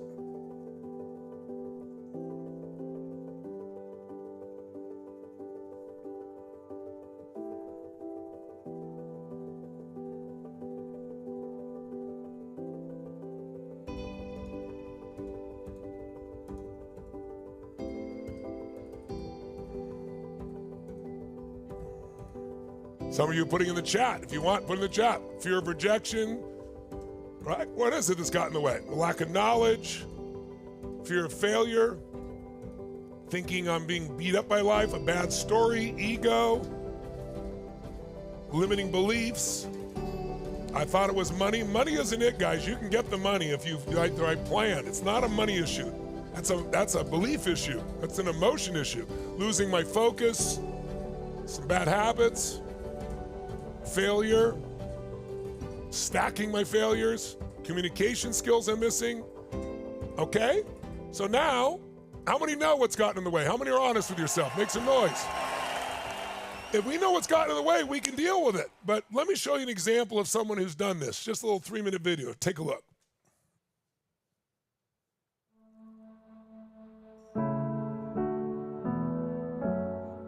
I remember having this thought of, oh, so this is what it means when someone says their world falls apart.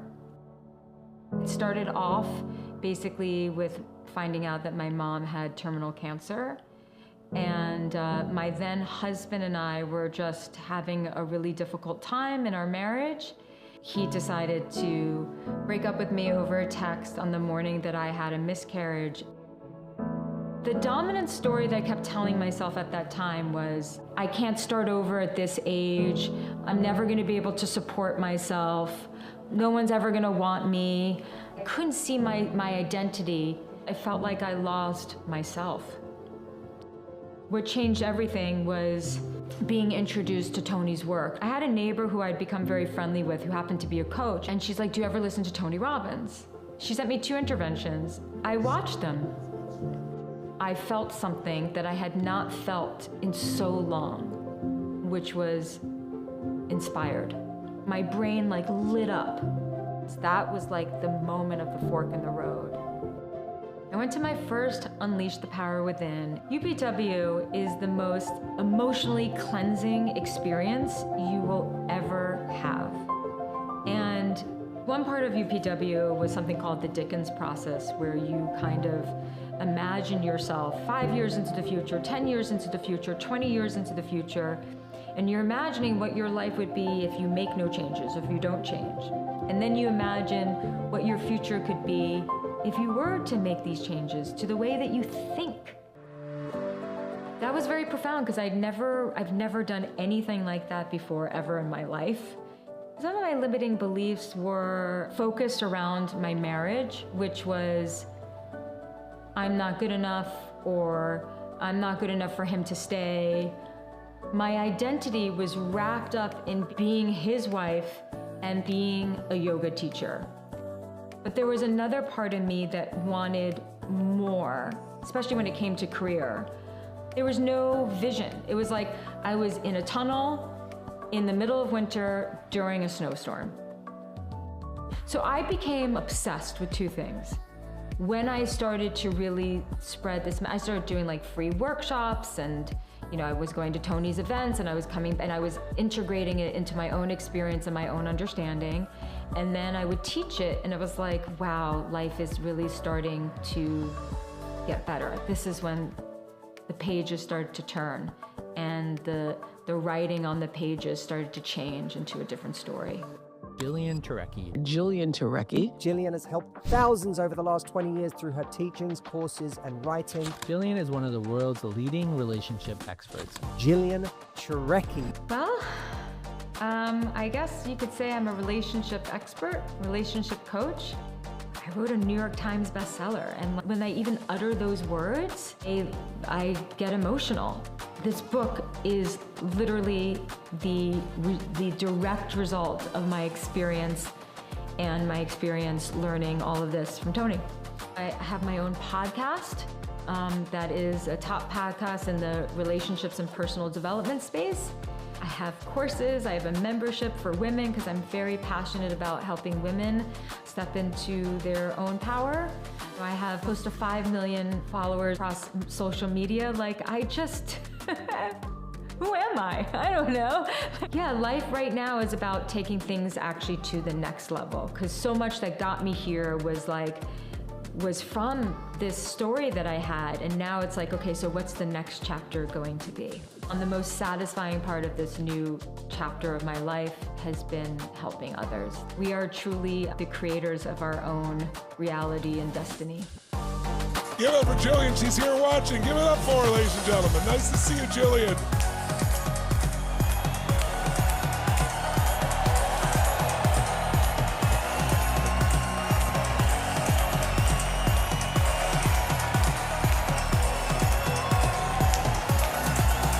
Jillian, you're beautiful. Thanks for paying it forward and helping so many people. Give it up for her. Let her hear you, everybody.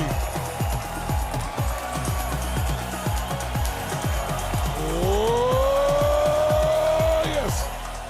Jillian didn't get there by just desire. She had to face the truth of what was holding her back. She had to be crystal clear. She had to get rid of those limiting beliefs, those limiting emotions. But when you do, you can go to the next step on the path. So let's follow it. We go figure out what we really want. We get enough reasons. We find the truth and we face it. Now we got to create a map. A map means a massive action plan.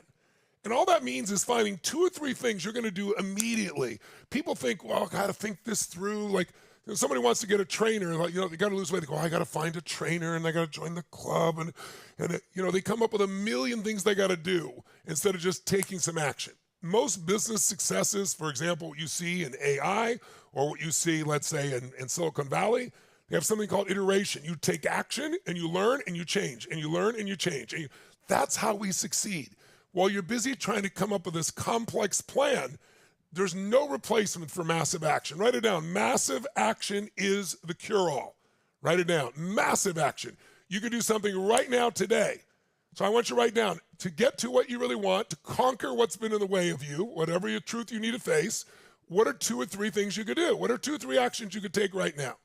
What's a decision you can make right now? I'm going to give you just 1 minute.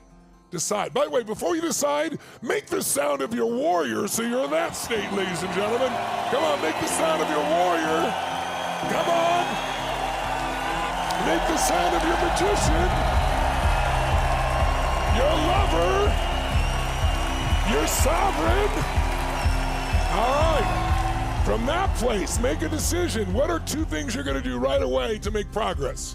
What are you going to do right away? What's a little thing you could do today at the end of this class? Who's someone you could call? What's somebody you could enroll in? Who could you sit down with? Who could you coach? Who could you get mentored by? What could you just make a decision, say no more about? What's a little thing you could do right now? And then what's a big thing that if you did it right now, you'd not only be on the path, you'd keep on the path. You'd condition it. You'd move yourself forward. You wouldn't let this just be a couple of days of great things. This should become a launch pad for even more. Write them down real fast. 2 actions you could take. One that's easy, one that be a little bit harder, but if you made yourself do it, you know you go to the next level. Just 20 seconds, jot it down real fast. Here we go. What's a little action that could change everything? What's a big action? What's an action that would commit you to follow through? All right? How would you feel if you started taking action? Would you feel like you're more on the path than just thinking about it? or just knowing what stopped you? Of course you will. You'll start to get momentum with this step.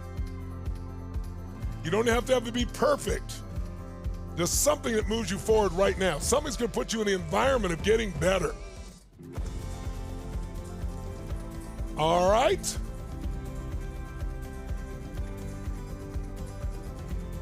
Give me a thumbs up if you're on Facebook, or excuse me, if you're on YouTube and you've got 2 actions. If you're here, make some noise. Let's see if you got 2 decisions, 2 actions here. All right. So let's continue the journey. Now, these 3, and 4th one is the hardest step. The first 4, once you do that, it's easy. Last 3 I'll tell you in 2 seconds. So what is step 1? We get clear what we really want and we awaken our desire. And we come up with reasons why it's a must, why we're going to do it. Step 2, we don't BS ourselves. We tell ourselves the truth. We find and face the truth. What of these 5 have got in the way? And now, what's my map? What am I going to do to solve it?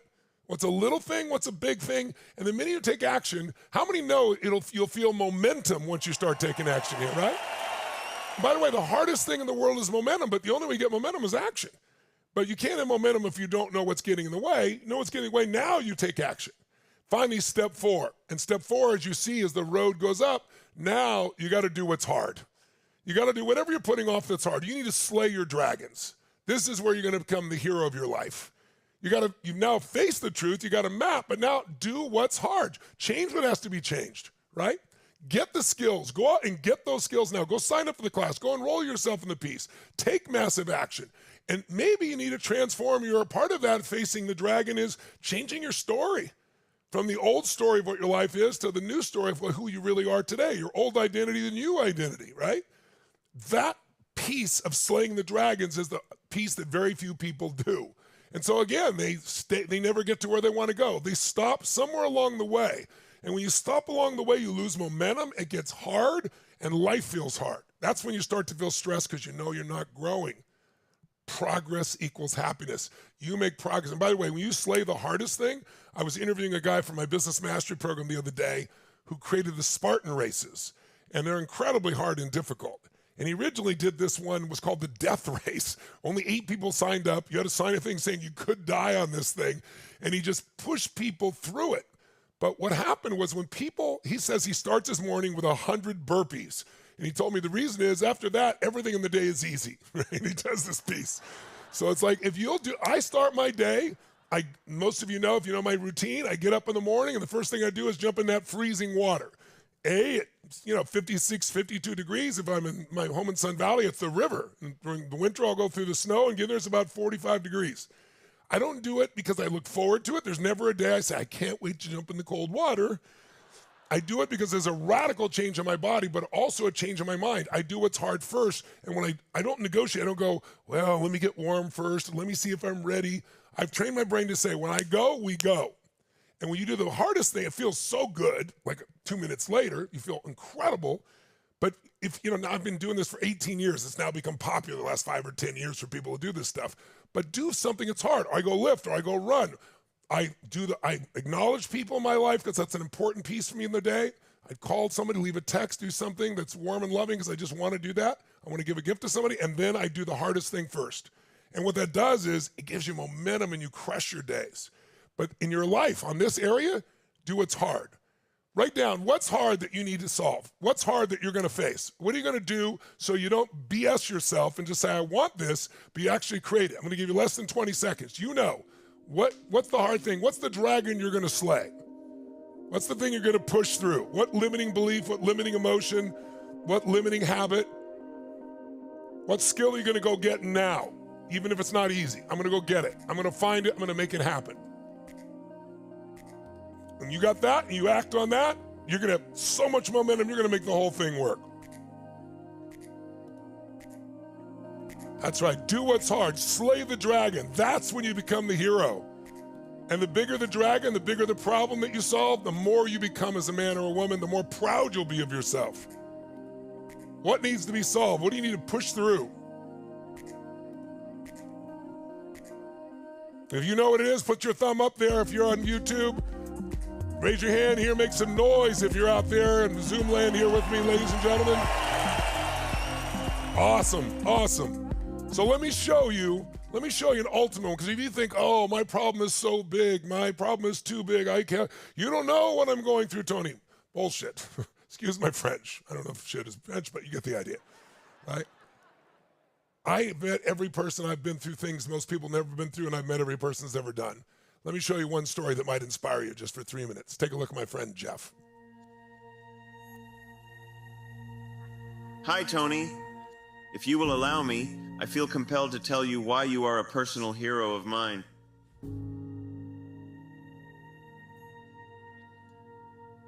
I was just 21 years of age when I got ALS. I was a junior at the University of Oregon and a fledgling guitarist.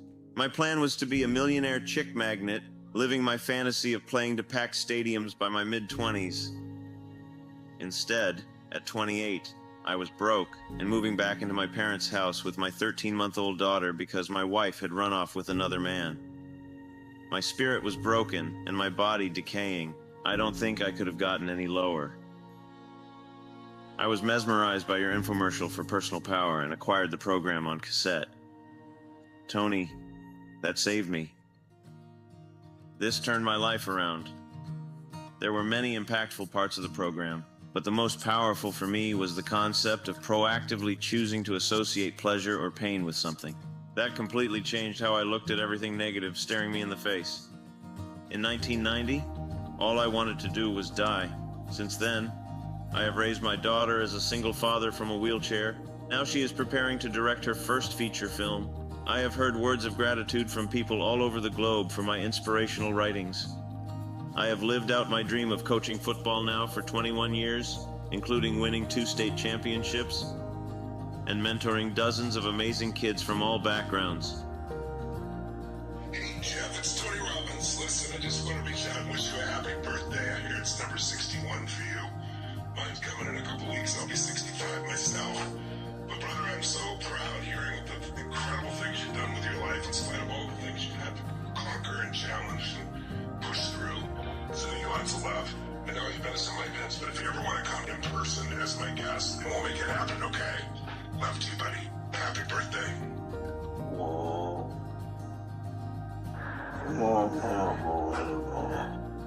And then I was invited to UPW in Anaheim. Tony's Dickens process is a visualization exercise. You look at your past, your present, and your future. You feel what happens if you don't change, and you feel what's possible if you do. The Dickens process hit me hard. It made me realize how precious time really is. And it made me realize the importance of sharing my message with as many people as possible.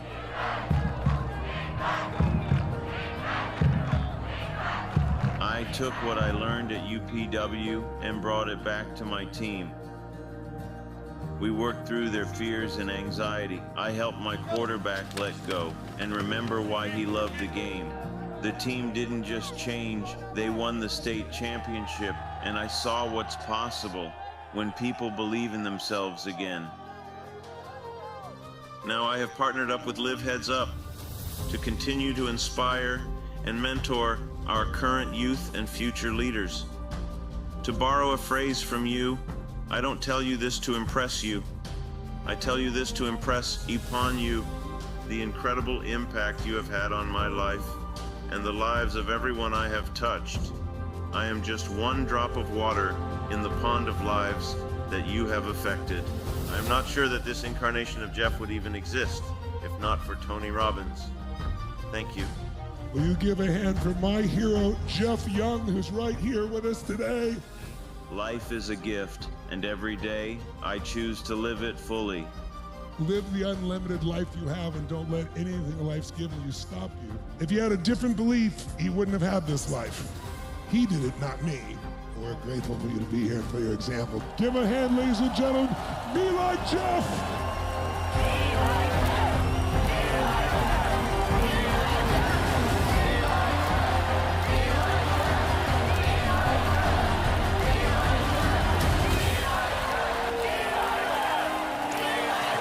Jeff is here viewing. Give it up for Jeff. There he is. Love you, brother.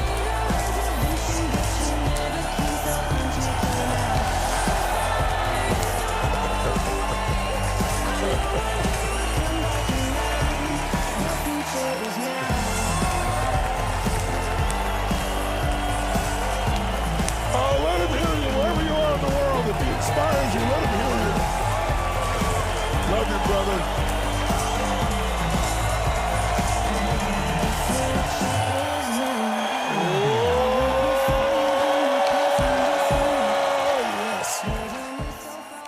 So, if you think you got a dragon to slay, I don't think so. Imagine being left by your wife at that stage and then having this happen, still find a way to raise your children, inspire people all around the world. He wasn't supposed to live another 5 years. You know, he's 61, about to be 62 years old, and he's still inspiring people. In that championship they just won last year, he came back to learning the Dickens process, turned his quarterback around, and they won the championship. It's like, anything's possible if you get on the path and you actually do what's necessary and you slay your dragons, my friends. And we all are capable of. And when you slay your dragons, there's grace in that. There's a sense that you're not alone. That if you're willing to face your dragons, it's like a strength will come to you. But you have to do it. You have to do what's necessary. You have to do more than's necessary. But if you push through, the victory is so sweet, as I know it is for Jeff. And this victory for Jeff is not even about Jeff. It's about all the people he's touched, as it is in my life too. So give it up one more time for Jeff, this amazing man. Be like Jeff. I don't have big pieces here.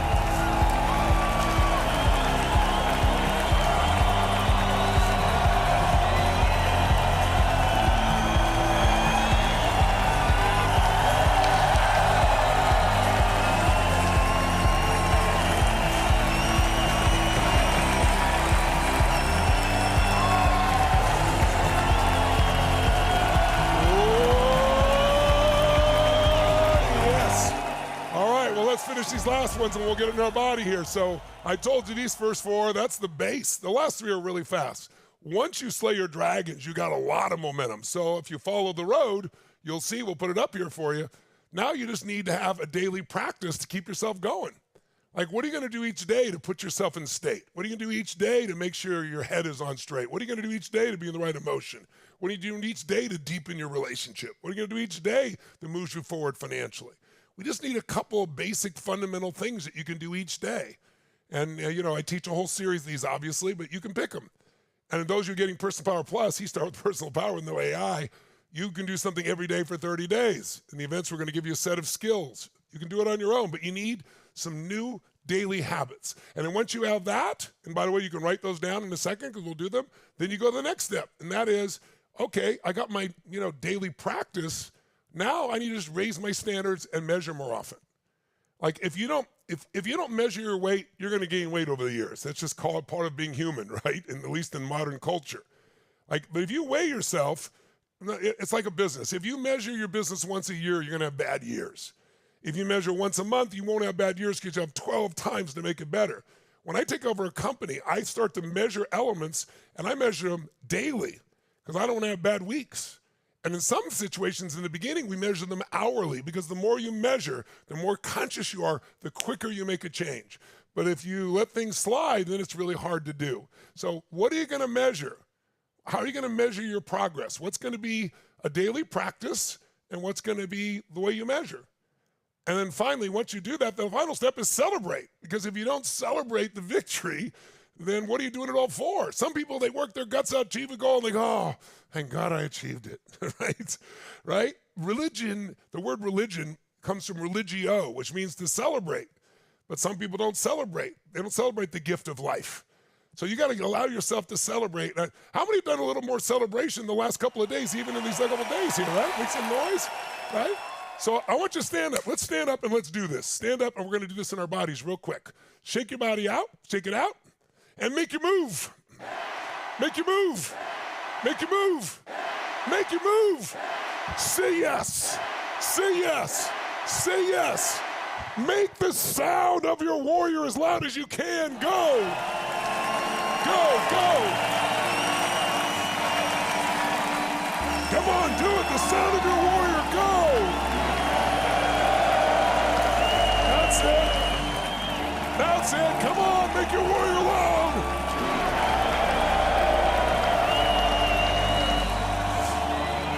Make the sound of your magician. magician.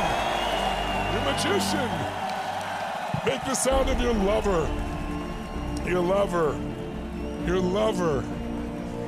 Make the sound of your sovereign, your king or your queen, the wise one within you. So now that you're in state, close your eyes. Stay in this state with your eyes closed. Let's do step one. Get in your body. What do you really want? You wrote it down, but now see it, feel it. What do you want? Let's activate your hunger. What do you want to achieve? What do you want to make happen? In the next 6 to 12 months, that's going to excite you. Get you up early, keep you up late, make you feel fully alive. What is it? What do you really want? Feel it.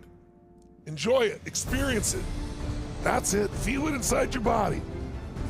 Now, say out loud what you want, but say it like you're going to do it. Say, I am going to achieve this, and this is why. Go, say it out loud. I'm going to achieve what? I'm going to make what happen, and why. Shout it like you're ranting, like you're going on a rant. I'm going to achieve this, and this is why. For this reason, for that reason. That's it. Go for it. Go for it. Perfect. That's it. All your intensity. All your intensity. That's it. That's it. That's it. Do it again. One more time. This is what I'm going to achieve. This is what it's going to mean when I achieve it. This is why I'm going to achieve it. That's it. That's it. Then make the sound of victory in your body as loud as you can. The sound of victory. Sound of victory.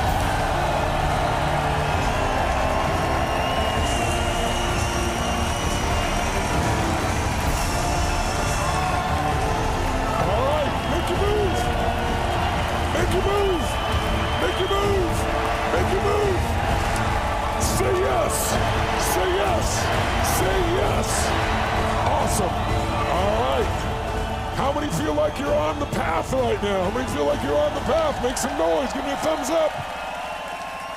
Let's close your eyes. Let's do step two. Let's find and face the truth. The truth will set you free. So what's the truth? Let's get clear and honest with ourselves. In the past, there's been a gap between where you want to be and where you are right now. If we're going to close that gap, what's gotten in the way in the past? What is it? What has it been in the way? Has it been fear? Has it been a limiting belief? If so, what was it? A limiting story about your life? Belief or story? Is it some other emotion? Frustration, overwhelm, sadness, tired, stressed? Is it a habit that needs to change? Or is it a skill you need? And maybe to get that place, it's a new identity. Who do you need to be? There's a part of you already that can get this done. Who do you need to be to achieve this? Who do you need to do to break through this limitation? Then right now, decide, I'm going to break through this thing, I'm going to own it. And when you decide it, you know what it is and own it, make your move. Make your move. Make your move. Make your move. Say yes. Say yes. Say yes. Say yes. Say yes. Now, close your eyes. What's your map? What's your massive action plan? What's something you could do right now, today, tonight, in the morning, something you can do right away that's something simple that would commit you to follow through? What could you do so you don't just say you're going to do it, but you actually follow through? And what's a big action you could take in the next, today or within the next week, that if you took that big action, you'd create some momentum? Maybe you're going to fire something, or you're going to fire yourself from something. Or you're going to end a relationship or begin one, or you're going to commit and get yourself out there. What are you going to do that would be uncomfortable, but it would mean that you're absolutely pushing through? It would set you up for the next step. If you know some action you're going to take right now, say yes. Say yes. Say yes. Make the sound of your warrior again when you say yes this time. Go. Your magician. Your lover. Your king or your queen.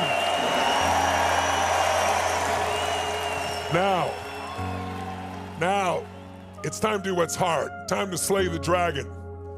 What do you need to slay? What is it you need to push through? What belief, what emotion, what is it? But this time I want you to see and feel yourself in a situation where you normally would pull back, but now you push through. Feel it. Close your eyes and feel like you're in the situation that used to stop you, and you slay the dragon. You deal with your fear. You push through that limitation. You went and got that skill. And you feel it. You feel yourself getting that skill. You feel the progress. You feel the momentum. You feel the power of massive action. You feel your expanded identity because you're doing things you wouldn't have done before. You've invested in yourself. You pushed yourself forward. You learned the skill. You got yourself where you wanted to be. You destroyed that old belief. You didn't just learn about it intellectually, you did it.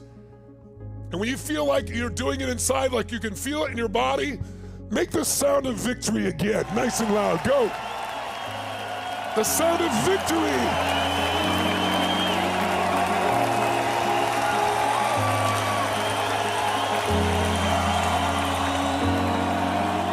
That's it. Now, with your eyes closed, what's something you can do daily to keep yourself on the path? Is it something you want to listen to, read, or do each day? What's something just daily, just a daily habit that'll keep you in the right state? Doing the right things. Is it a workout? Is it listening to something? Is it being inspired? What are you going to do? If you already know something that real quick, a daily habit that'll help you, just say I. Say I. If you're at home, give me that thumbs up if you're on YouTube so I know you got it. Awesome. Make your move. Make your move. Make your move. Make your move. Now, what's the standard you're going to raise? What are you going to do more than before, and how are you going to measure it? Are you going to measure yourself more often? What are you going to measure? Because you know, we get what we tolerate in ourselves. So what are you going to no longer tolerate? What are you going to measure? Make sure you're really making progress. You're not kidding yourself. What are you going to do to make it happen? Raise your hand right now. Give me a thumbs up if you know something you're going to measure more often here in this area. Awesome. Make your move. Make your move. Make your move. Make your move. Now, when I say now, I want you to think about how good it feels not only be on the path, but to make it happen in your life in this area. And you know you can do it with any area of your life.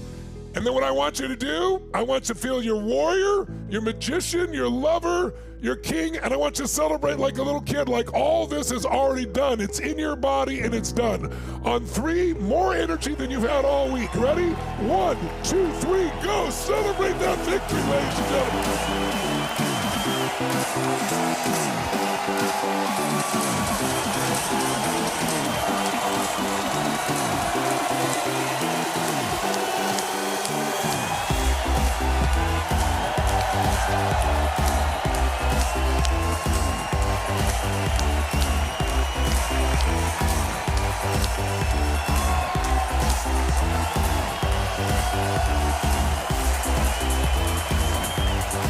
Make a sound of victory, everybody!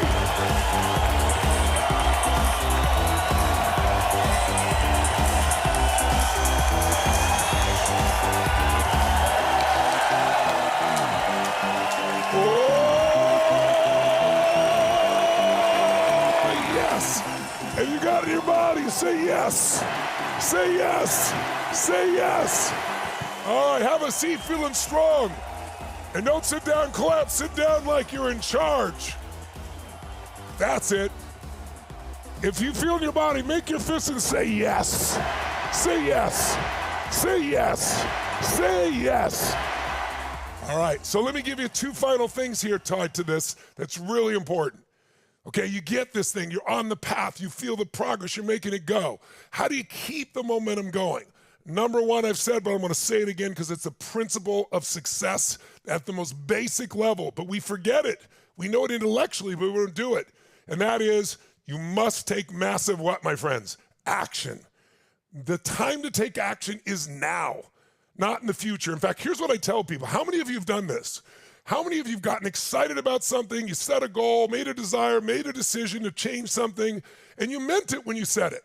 And then you're going to start tomorrow, right? Or next week. And then you get to tomorrow next week and you don't do it. Because when you made the decision, you were in a peak what? State.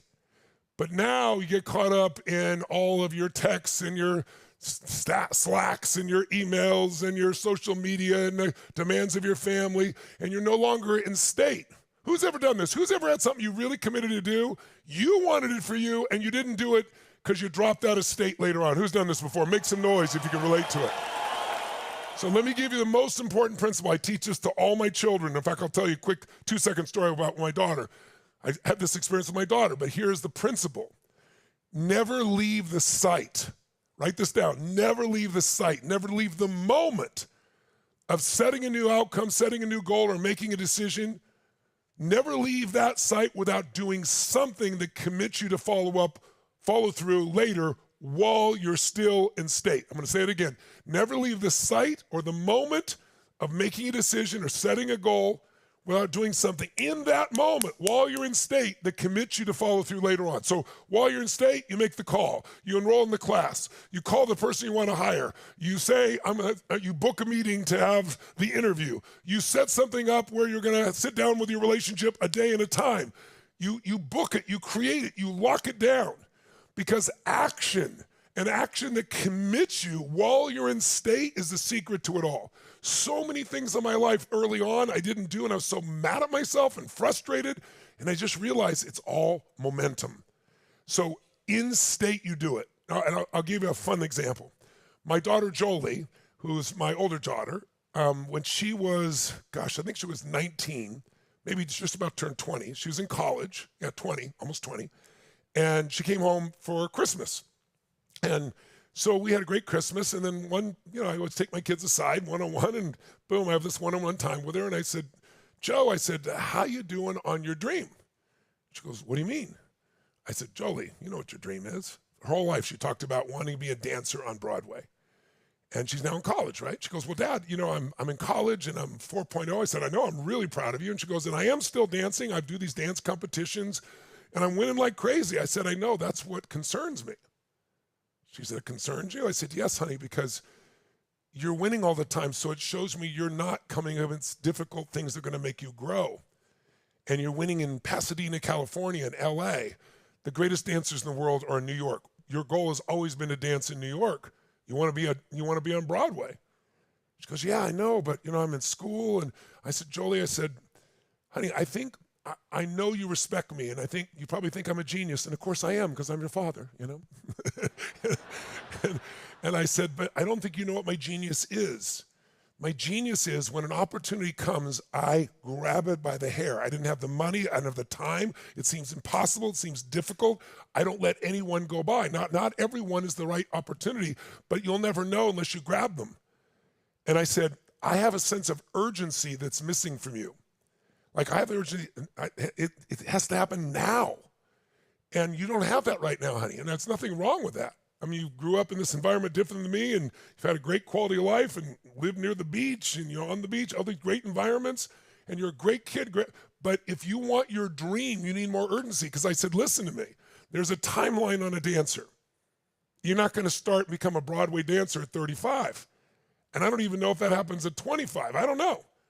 All I know is, are you getting closer to your dream right now doing what you're doing? She goes, well, Dad, I'm in college. You told me to go to college. I said, yes, I was wrong.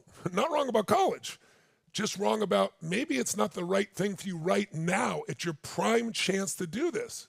She's saying, well, what are you suggesting? I said, I'm suggesting you move to New York City, you become a working actress, and you take classes with the best, and you go compete with the best on earth. I said, I think you have the talent, but I'm your father. But I do know one thing. If you don't do this, you're going to have something no one wants to have, regret. Discipline weighs ounces, regret weighs tons. She's saying, well, that's a big move. I said, yeah, that's how you get big results. You make big moves, you make big decisions, take massive actions, everything I've taught you since you're a kid. She goes, well, when were you thinking of doing this? I said, when would now be a good time? And she said, now? I said, yes, now. So then she says to me, I'll never forget this, she goes, well, maybe I should talk to someone else about this. I said, yeah, people pay me $1 million for my coaching. You should talk to somebody else about this, right? I said, well, who are you thinking of? I didn't react, right? Who are you thinking of? And she said, well, this friend of ours, his name was Jay, and he worked for CAA, one of the big agencies in Hollywood. And I said, that's a very smart move. Call Jay and ask him what he thinks. And she goes, okay. I said, what are you doing? She goes, well, I'll call him. I said, when would now be a good time? She goes, now? I said, right now, go call him. So she goes to him, call him. True story, I pick up the phone and I dial him and call him immediately. And I got through to him. I said, Jay, I was just talking to Jolie. I had this conversation. She's going to college. I said, she's winning all these competitions. She's always want to be, I think always want to be on Broadway. And I told her I think she needs to move there, It's what I teach. Proximity is power. Learn from the best, compete, make it happen, and find out if she's good enough. I said, if I'm full of crap, tell me. She goes, no, Tony. He goes, LA is not the place if you're going to be the dancer. She needs to go compete with them. I said, then tell her that. She's going to call you soon. A couple minutes later, she comes back. She goes, he's on another call. It was me, right? So I said, well, call him again. You're going to give up that easily? So she calls him again. She's gone for like 45 minutes. She finally comes back. And she's really thoughtful. And she goes, Dad, she goes, he said that's the right thing to do. I said, Father knows best, right? You know? And I got her laughing. And I said, so here's what we're going to do. I said, she goes, but I'm in the middle of school. I said, so what? So in her December break, we said, you're not going back. And we arranged to fly to New York City with her. And I said, no, I'm not going to just support you. You have to be a working actress. I'll help you get in your apartment initially. Then you're going to work. And then I'll pay for your lessons. And then you got to go compete. And so she did. And you don't know for sure what someone's going to be able to do, right? And she worked incredibly hard. And it was one of the worst winters in New York. She went from being on the beach in Southern California to this intense environment, which toughened her up. And then I was coming to New York several times. And then I let her know I was coming. And she goes, oh, Dad. She goes, well, let me send something to surprise you. So I get to the airport in New York, LaGuardia, and all of a sudden, or JFK at the time, and there's a car out front for me. I'm like, wow, how's she paying for that? Wow, they must have a good job, must be doing great. And the guy says, Mr. Robbins, yeah? So I'll take you to your daughter.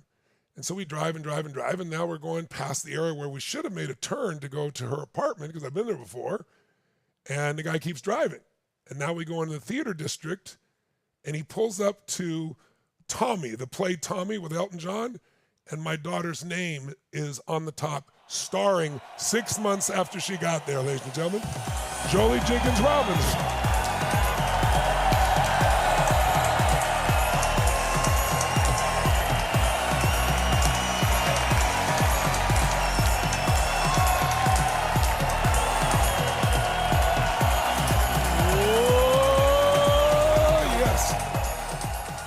No, I didn't give her the talent. I didn't give her the skill. She did it all on her own. She worked her tail off, so she also earned it, so she has that inner pride. But I was a catalyst to getting her to make that move. And that's what I've been trying to do for you for the last 3 days. But now you got to make your move. What are you going to do? You got to take this and say, well, that was a great, 3 hours a day for 3 days, or are you going to make the move and get the skills and move to the next level? I hope you'll do that for yourself. But I'll give you one last action step.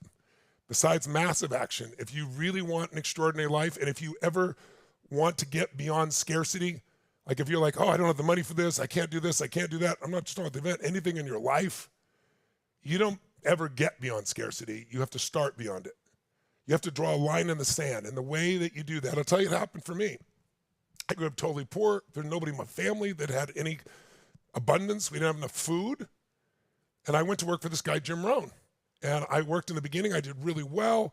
I convinced everybody to go. And then I went through this slump where I really got burnt out. And I remember I was driving home on the 57 freeway in Southern California, near this place called Pomona, California. Not a nice place, where I had a crappy little apartment. And I was so frustrated. It was almost midnight. I'd been working all day again in Orange County, drove all this way, and nothing was working. And I was broke, and I was frustrated. And I was like, what is wrong here? Like, how can I work this hard and I'm not seeing the result? And then I got this flash, and I literally pulled over on the side of the freeway, and I used to keep these hardbound journals. I still have the journal I did it with. And on one page, I started crying. I wrote one phrase. I went, the secret to living is giving. And I just burst into tears, sitting in my little Volkswagen. Because I realized when I started out, I was doing so well because I was doing it because I was trying to help people. And now I was doing it going, how come I was focused on me? Why am I not getting what I want? Who's ever been caught in that trap in your own life or your own relationship? Anybody relate out there? Make some noise if you can. So I got my act together and I started doing well. And then, you're new in business, so I made some mistakes. And the next thing I know, 6 months later, I'm back in a tough position. I was living in Venice, California. Venice was not a nice place at that time. I'm living in a little 400 square foot bachelor apartment, feeling sad and sorry for myself. Finally, literally broke, no money left. I've got my note that says I have to get out of the place because I hadn't paid my rent. I had 3 days to do it. And I never used drugs or alcohol because those were abused by people in my family before, but I used food like a drug, and I gained 38 pounds in about 4 weeks, 5 weeks. That's not easy to do. You have to eat tons of food and not move very much to pull that off, which I did. And I'm at my lowest point, and I'm literally counting the cents that I have left. And so I think I had something like, I don't know, it was like $19 or $20 left. And I was depressed, and I'm hiding out from my creditors and hoping nobody knocks on the door, including the guy that wants his rent. And I decided, I came up with a plan. Since I have no money, I'm going to divvy this thing out a little bit. I'm going to go to a place where they had an all-you-could-eat taco bar, and I'm going to load up for the winter and just eat as much as I can so that I last longer, because I had no plan, no more money left. And the place I wanted to go to was called El Torito. It's still there in Marina del Rey. And Marina del Rey is a really nice city. It's on the ocean there. Venice was not so nice. And to drive there, though, you have to pay like $4 for parking. So I couldn't eat at $4, so I walked. It's, I don't know, 2.5, 3 miles. And I got there, and I thought, I'm going to go there because I'm going to have this great meal, and I'm going to look out at the boats, and all these people have this great lifestyle, and I'm going to figure out, I guess somehow I got to do this. I got to turn my life around. And so I got in there, and I loaded all this food up, and I'm not this high, as much beans that I could load up on that would make me maybe last more than just salad. And while I'm sitting there stuffing my face, and I'm looking out the window of these beautiful boats and things, and thinking, feeling sorry for myself a little bit. And then I was faced where I could see the glass out on the area where all the boats come, but then also the front door to the restaurant was there. And the door opened up, and my eye caught the most beautiful woman I've probably ever seen. I couldn't help not notice her. She was just gorgeous. And I perked up inside as if I had any chance with this lady. So silly. And I waited to see, was there a guy with her? And there was. He was about this tall. And he was wearing a 3-piece suit, little vest. And he held the door open for her. And then he went over and he pulled out her chair and waited for her to sit down and put it there. And then he sat down in the chair. I looked across to her, and he was so present with her. And I got teary-eyed. I don't know what it was. I think probably because I was estranged from my own mom at the time, probably was part of it. And so I finished eating, and I was just touched by seeing this little boy, just what a beautiful young man he was, you know. And I wasn't even focused on the woman anymore at all. So I went and paid I think it was like $5.95. So I had like, I don't know, I think I had like $23, $24. I had like $19 left and some change. And as I was walking out, I did something that changed my life. And I had no plan for it. It was spontaneous. I walked up to this young man. I put out my hand. And I said, "What's your name?" He told me. I forget, it was Charlie. I said, "Charlie, I'm Tony." I said, "I just wanted to meet you for 1 second." I said, "Because you're a class act." He said, "What do you mean?" I said, "I saw how you held the door open for your lady. I saw how you put her chair here. I see you like looking right at her eyes here and taking her to lunch like this." I said, "That's incredible." He goes, "Well, she's my mom." And I said, "That's even more beautiful." And I said, he goes, "Well, I'm not taking her lunch. You don't have a job yet. You know, I'm 7. You know." I said, "Yes, you are." And I reached in my pocket. I had no thought to do this. I didn't look at the woman. I took all the money I had in the world, $19 and some change, and I slapped it right down in front of this little boy, right in front of him. I said, "You're taking her to lunch." And he looked at me, and his eyes are big as garbage can covers. And he goes, I can't take that." I said, "Yes, you can." He said, "How come?" I said, "Because I'm bigger than you are." And he laughed. And I never looked at the woman. I didn't do it for that. And I walked out that door and looked for my car, which it wasn't there. I realized I'd walked. But I was the highest high I could remember feeling in a decade, probably in my life. And I floated home. I kind of jogged and danced. I probably looked like a crazy white dude who couldn't move well. And 2 or 3 miles disappeared.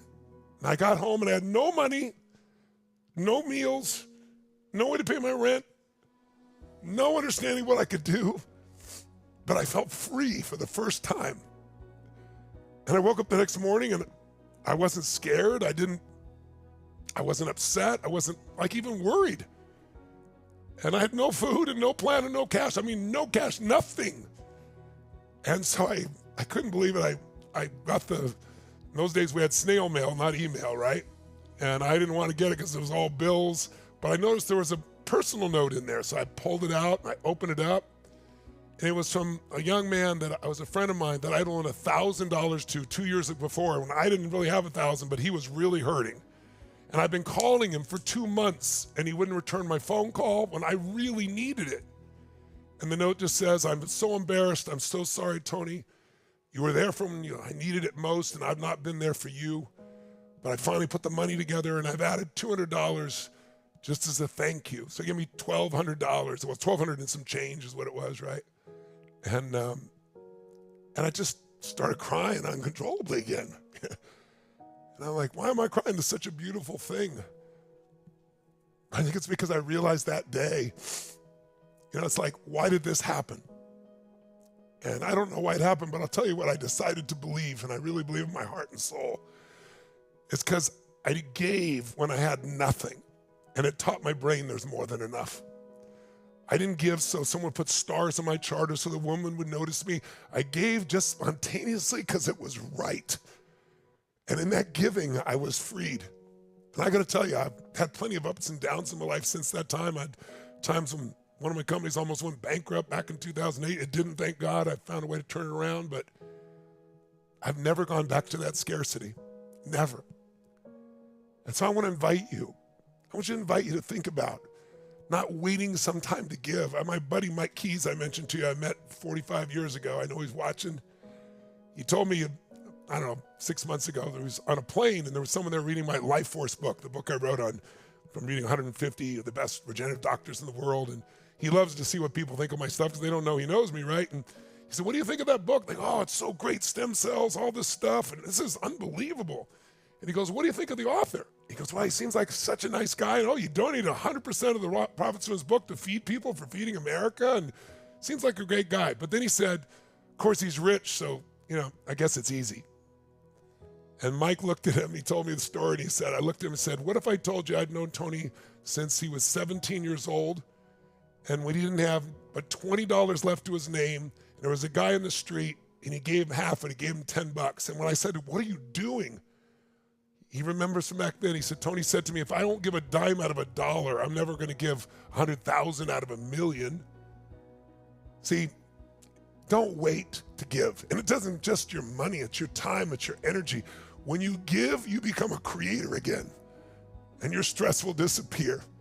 And so I invite you to step up, to give yourself the gift of learning and growing. Come join us if you will. Don't put it off. Don't say someday. Someday's not going to come. Give yourself the gift, and I promise I'll serve you a level that's never. I haven't held back this time. I've given you everything I got.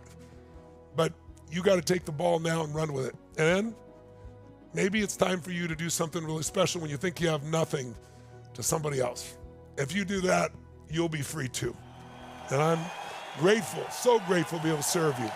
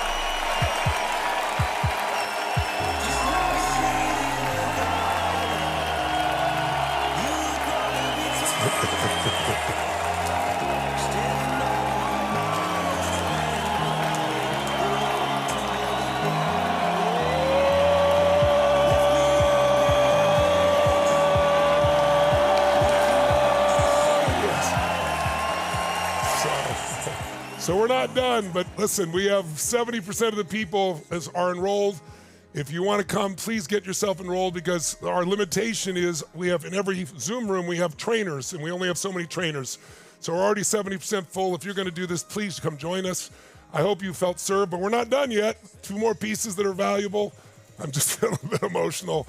How many feel like you've been served at many levels beyond what you imagined, ladies and gentlemen?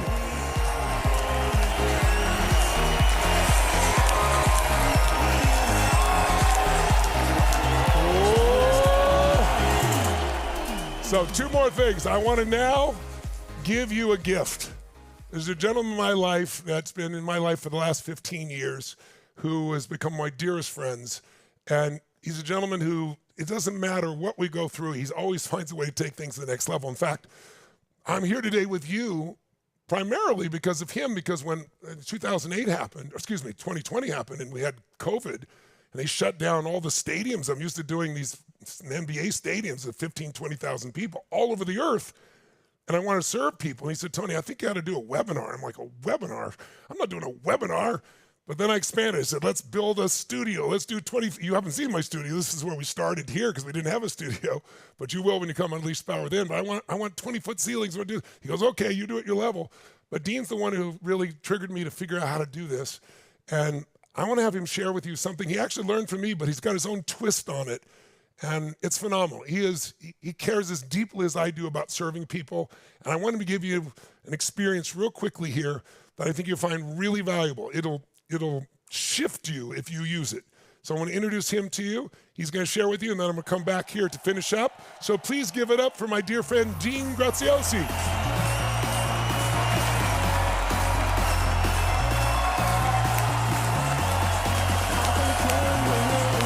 Love you, brother.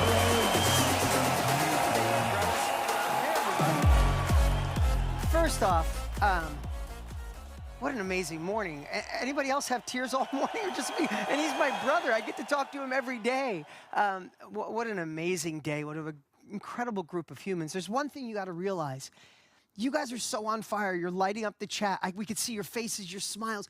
That energy you give gives it back to us. That's why Tony left me a message last night. We talked this morning on what an amazing group of humans at such a crazy time in history. So I just got to say, congratulations for being here. Congratulations for taking action, taking a Saturday. Everybody talks about wanting more. You're willing to do it. I'd love to know real quick, raise your hand or put new in the chat if you're new to Tony. And if you're family, put family in the chat. I'd love to see. So raise your hand if you're new. It's about half the people. I can see hundreds of you on the screen. Family new. Awesome. And who's already had some amazing value this weekend, right? Before I get to that exercise Tony was sharing, I can't wait to share it with you. It's something I do every month of my life. I feel like it's moved the needle for me more than anything else. I got to be honest about Tone. My life is kind of before Tony Robbins and after Tony Robbins. And that's a true story, and I'm not too proud to say it out loud. He was really this inflection point. You know, I'm so grateful that he chose this path, because if he didn't chose this path, then I don't know if I'd be on the journey that I'm on. You know, we're from over 100 countries. We have different languages, different backgrounds, different families. But you know the cool part who Tony brings together?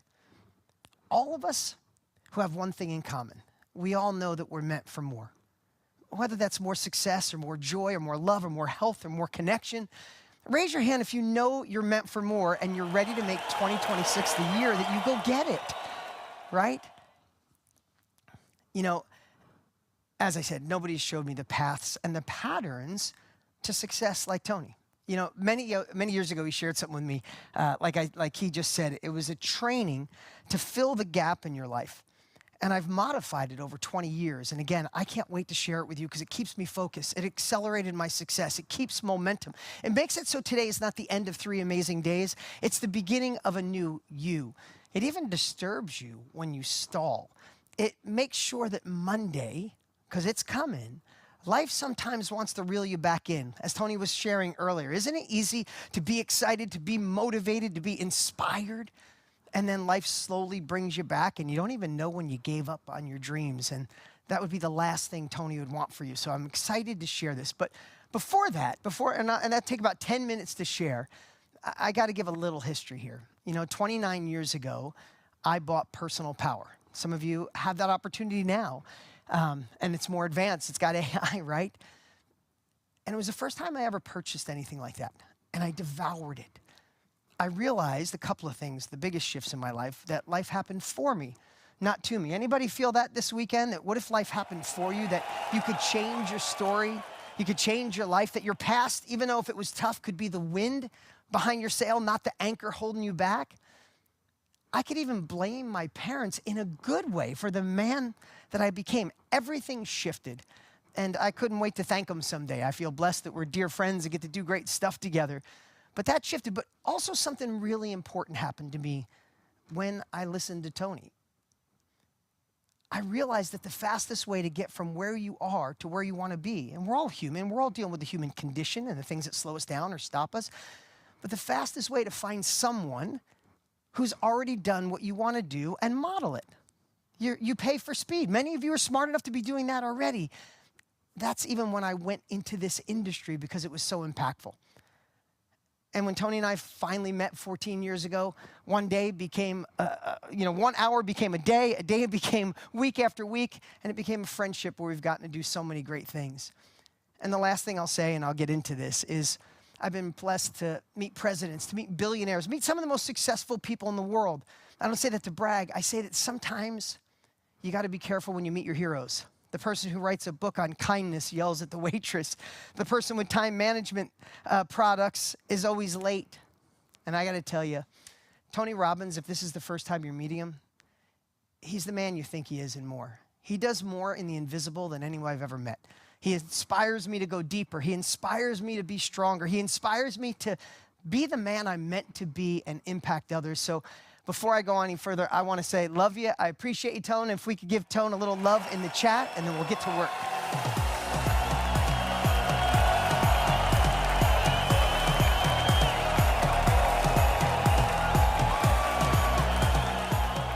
All right. So before I get into this exercise, I want to tell you a moment in my life that anchored a lot of these things. Because a lot of times, the last 3 days has been unbelievable. And it's here. It's on the edge. You're in state. You're ready to move forward. But sometimes there's things that just anchor it in. And this one did it for me. About probably 10 or 12 years ago, I had my whole family go to Mexico for a family reunion. And my stepdad, Lenny, who had been in my life since I was little, he was like a second father, a really great man. We all go to Mexico. I'll make the story quick. And it was my mom's high school boyfriend. He went off to the army. It didn't work out. They got back together. So in love. But while we were in Mexico, his colon burst, and he almost died. And while he was in it, he was bleeding really bad. He asked for me. He didn't want to talk to my mom or anybody. Our whole family was there. He wanted to talk to me. And I walked in, and he had lost so much blood. Those in the medical field will understand. He lost so much blood in his body that they had to lift his feet up so blood would go to his head so he could even talk. And he looked at me, and he just held my hand, and he said, if I don't make it, I'm like, you're gonna. He said, if I don't make it, he goes, I just want to tell you, I should have loved your mother harder. I should have started that business she begged me to start. And he went through this laundry list of things that he should have done. And like I say, he survived that. He lasted a couple more years, and him and my mom had an amazing few years. But that shifted my life. It proved everything that I believe. I don't want to live a life of almosts and should-haves. And I saw it, and I tried to do everything I'm empowered to realize, like, I think Tony uses the rocking chair analogy. I think of, imagine getting to the end of your life, and whoever you believe your maker is plays you a video of the person you could have been. More brave, more bold, more confident, more joyful, more success, more freedom, more of you unlocking that creativity or having passion and intimacy in your life. I don't know what it is, but if you watch that at the end of your life, what would your wish be? If you saw who you could have been, put it in the chat. What would that one wish be? I've asked a lot of people this, and it's always to go back, right? Who would like to go back if you had that opportunity, right? Well, here's what I want to say before we move forward, is wish granted. Because you're here today, you're at this incredible event, and you have the opportunity to make changes now, right? As Tony said, the best time to change was last week, last year. The second best time is today. So this is the moment to stay connected, to learn new patterns, to do something bigger, do something that scares you, and lean into who you're meant to be. All right, who's ready to do a quick exercise that I learned from Tony Robbins that has shifted my life? And I'm going to tell you, play full out on this one. Light up the chat because you'll help other people as well. Let's go over the whiteboard. All change, I'm going to start here. All change starts with being honest. And I look at where you are to start, where you are right now, not physically, but where are you in your life if you're really honest? Why are you here, right? If you think about it, like a GPS, right? Think of GPS. We need a starting point before we can get to our destination, true? Right? So put in the chat, where are you right in this present moment with your relationship, with your health, with your career, with your income, with your beliefs, with what you desire? You know, sometimes you even got to go to the dark side and be brutally honest. You know, you can be blessed and still be uncomfortable or unsatisfied where you want to go. We should all be blessed. 170,000 people die a day. We didn't. We are truly blessed, but it doesn't mean you need to say, this is good enough. So when we are brutally honest with ourselves, we can get disturbed with inaction. Tony always says it takes the most energy to get the rocket off the ground. So sometimes we got to say, I'm unhappy. I'm currently in a place of discovery. I love it. Getting started again after a rough few years. Uncomfortable, ready to move, ready for what's possible, right? My career, I want it in a next level career. I want next level health. I'm ready to move. No more regret. I'm ready to move, starting over, right? This is that emotion, that GPS starting point that gets you ready to go to the next level. So if you know where you are as a starting point, again, you can be blessed while simultaneously knowing there's another level, right? I'm hungry. I'm unfulfilled and dissatisfied. Great, I love the honesty. And the more honest you are, the better reaction you have. And again, I was saying earlier, if you got to go to the dark side of like, what would it feel like if you left it here? Right? Sometimes we need that extra burst. Like Tony says, I said earlier, the rocket getting off the ground, that's when most of the energy is needed. So if you got to get a little disturbed, that's okay. Great. I love you guys are playing full out. I love being with the Tony audience. Okay, where are you? The next part, if you know where you are, your GPS, your starting point, what's your destination? And that's, where do you want to go? You know, sometimes with a phone and life and goals and family and juggle, looking at your goals can be a little cloudy. There's so much going on. So I want to challenge you to do something else. Instead of looking forward, what the next year is going to be like, let's pretend it's a year from now. We're back here celebrating, and it was the best year of your life. What had to happen for that to be true? That's your compelling future. I heard somebody say once, fuzzy targets don't get hit. It's like, I can't see too good without my glasses. I couldn't hit anything without them on. But when I have them on, I could see the target. And that's the same with identifying where it is that you want to go. And also, it's crazy, but our brain also can bring us to what we don't want. We don't realize it. Somebody says, you ask 10 people you know what they want out of life. They'll tell you what they don't want. I watched Tony probably a decade ago bring a guy on stage, a gentleman on stage. He sat him in a chair with a whiteboard alongside him. He said, tell me all the things you don't want out of life. Tony could not write fast enough, and his sloppy writing was writing, right up the side. He took him out of the chair. He walked him over to another chair with a clean whiteboard, and he said, okay, now tell me what you want out of life. Where do you want to go? And the guy was like, good question. Let me think. So if you think about it in life, so many times we're focusing on what we don't want, and we just get more of it. Tony tells incredible stories of that, right? He talks, I don't know if you ever heard the NASCAR when he was learning how to drive a race car. He had to focus on the clearing, not the wall. So many times in life, we're focusing on the wall. We're going fast. I don't want to hit it. And you run into it when we got to force ourselves to say, this is my compelling future. This is what I want. This is clear to me. And you got to make sure you're not just focusing on what you don't want, or you'll keep running into it.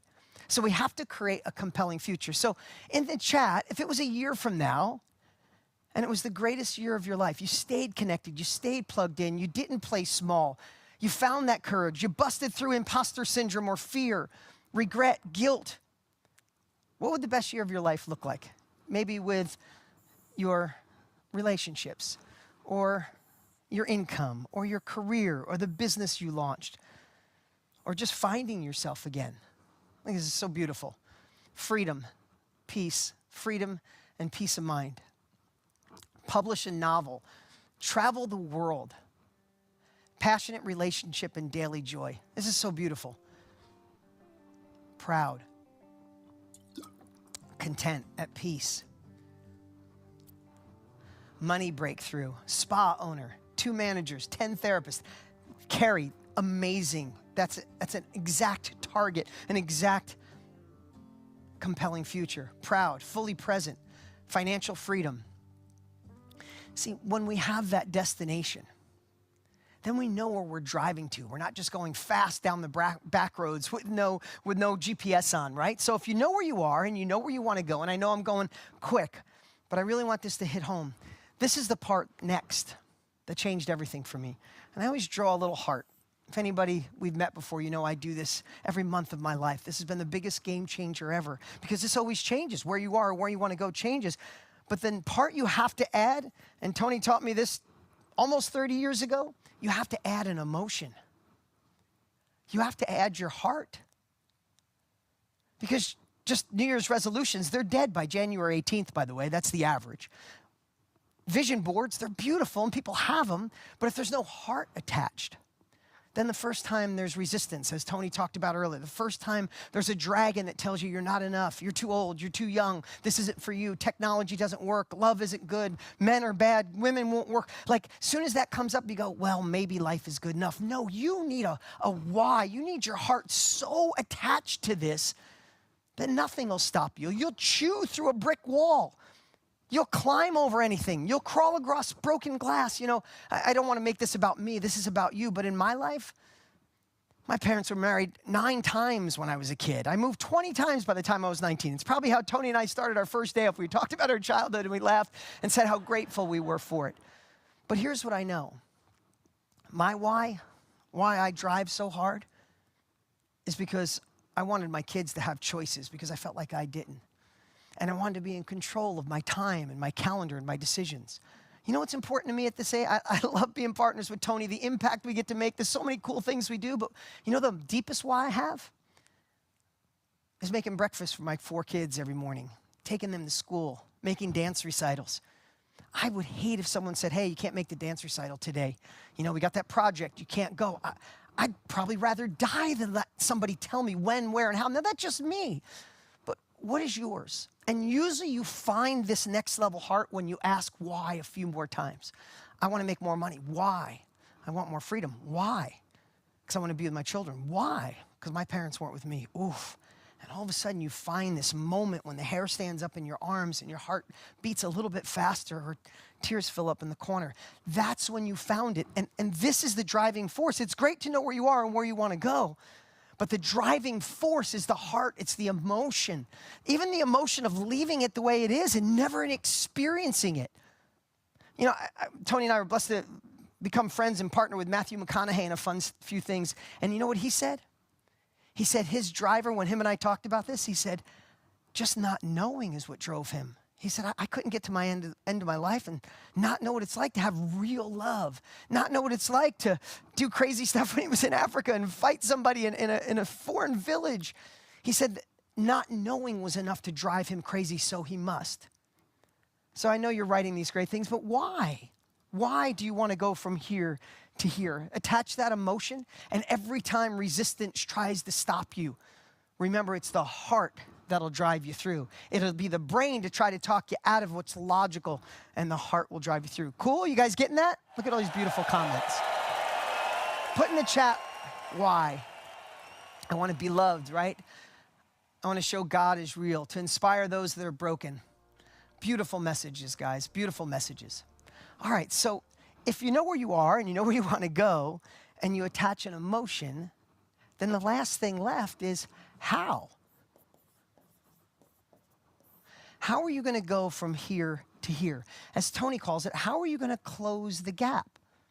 What capabilities do you need? What knowledge do you need? What accountability do you need? What mindset shifts do you need? What tools do you need? That's what closes the gap. That's why you're here. That's why so many of you must, and you're moving on to unleash the power within, to gain these skills, gain these capabilities. I know I wouldn't be the man I am today without them. And one little secret is sometimes how can be a little confusing. How can be a little overwhelming. So replace how with who. who has the skills to help you close this gap? Who has the skills that can help you go faster to reach your goals? In my life, that who, as I shared, has been Tony Robbins. Again, I look back, if I was left alone with my old patterns, my old beliefs, even though I was a hustler and a hard worker before I got enrolled, before I got personal power, before I went to UPW, before I went to Date with Destiny and all the rest, I was a hard worker. I had all the dreams and I had momentum. But Tony showed me a path that shifted everything. And that's why I'm here today. That's why if you could feel my passion to nudge you forward, because I don't want this to be the end of 3 days for you. I want you to see what's possible when you gain skills and capability and have the right team beside you. Because this is the start of the new you, or the start of you being inspired and going, oh, that was fun. You know, people ask me, why are you still so passionate about what you do? You could retire, you go live on an island. You know why? Because I know what it's like to be on the side of just wanting more, dreaming about it, knowing I had more to give the world. And I also know the other side of achieving more than I ever imagined. And when you feel that, you want to share it with everybody. And if it sounds like I'm trying to push you or enroll you, I am. I'm completely honest with that, because I want you to experience the other side. And that's why Tony created the 2026 Rise Up Experience. I get to be a part of this. I watch how the team obsesses on this. It's a complete package to redesign and design 2026 to make it the best year of your life. In fact, I'm gonna take 2 seconds and go over to the fancy whiteboard. I'll show you my fancy slides. I just wanna show you really quick through my lens, from someone who's an outsider and an insider, why this package is unlike anything Tony's ever put together before. It's called the 2020 Rise Up Experience. It starts with Personal Power Plus. Do you know what this really is?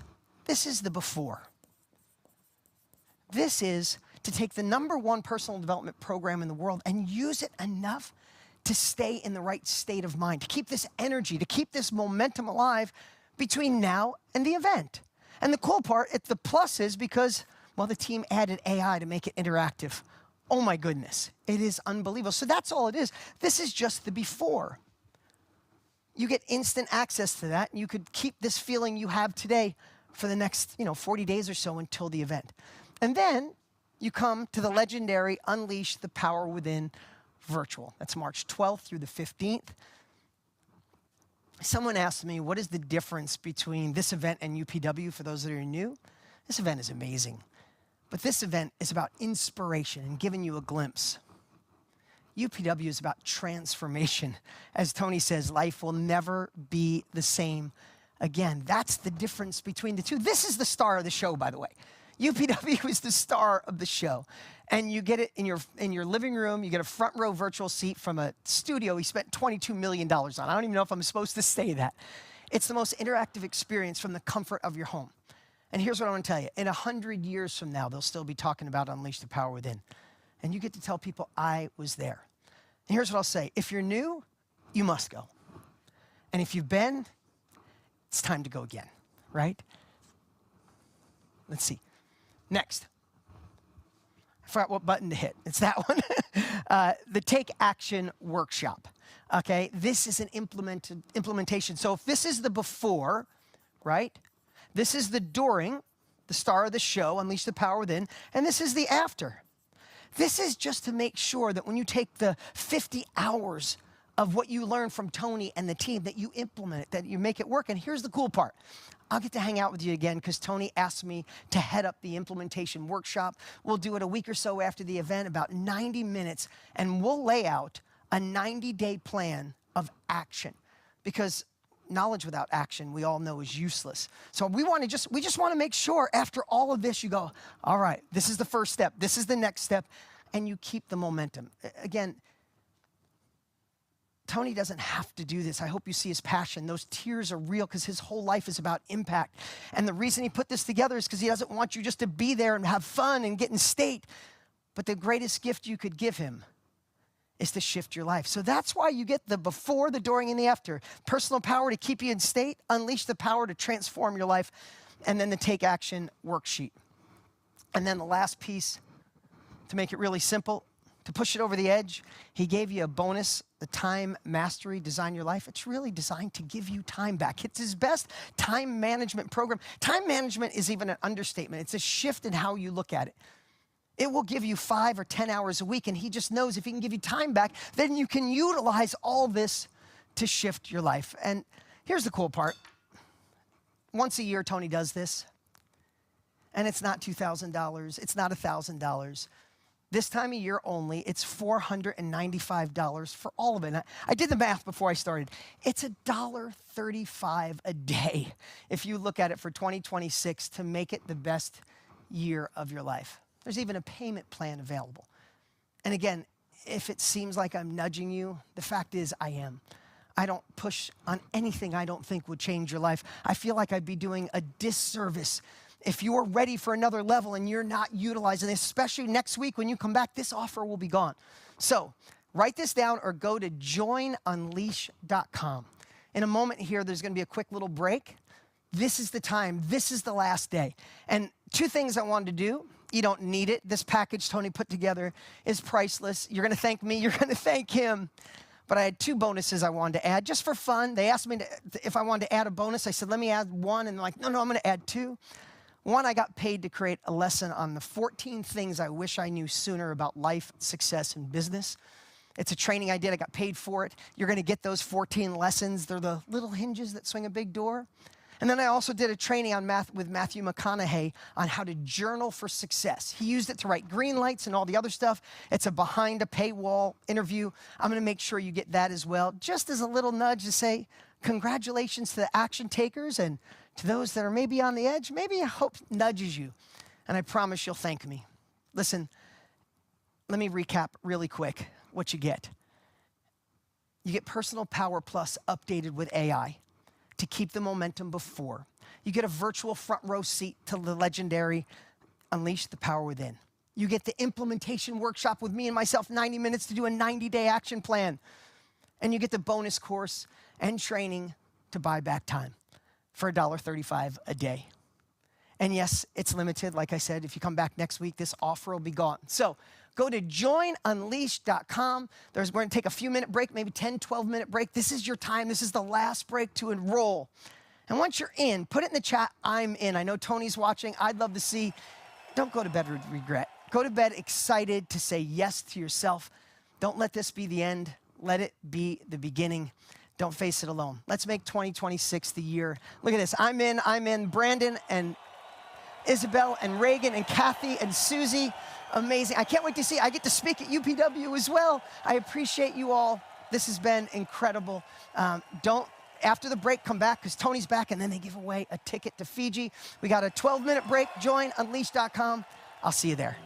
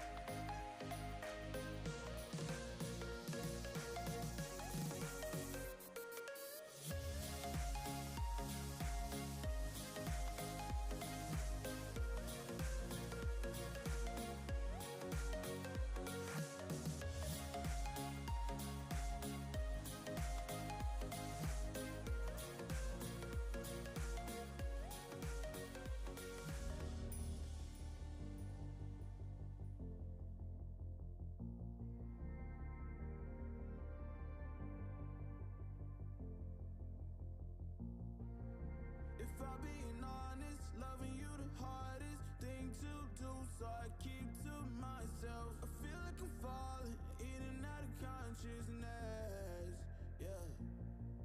Now we starting to talk, let's killing all the progress. Really hard to process, you treat me like an object. Baby, we toxic, can we stay on topic? I feel like we lost it, feel like we lost it. Take my love, don't waste it. Even though I don't mind waiting. Late test, my mind racing. What else I have to do, girl, to praise me? You,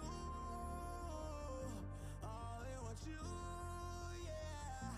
I only want you, I only want you to pull me closer.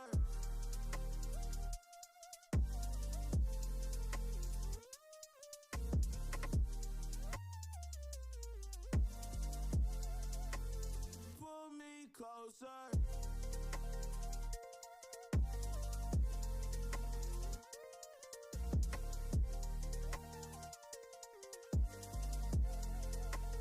Pull me closer. Love's in the air, but I'm not breathing. Broken heart need repairing, yours the reason. On a hospital bed, the pain not leaving. Cupid arrows to the chest, I can't stop bleeding. If you gon' leave, gon' leave just like everybody else. If you don't like my company, then I'll do life by myself. Girl, your love like a drug, it ain't good for my health. Even though it's killing me, girl, I love you to death. Take my love, don't waste it. Even though I don't mind waiting. Late test, my mind racing. What else I have to do, girl, to praise me? You, I only want you.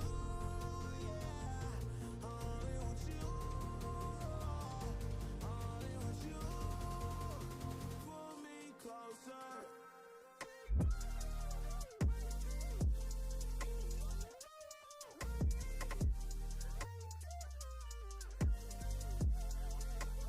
Pull me closer.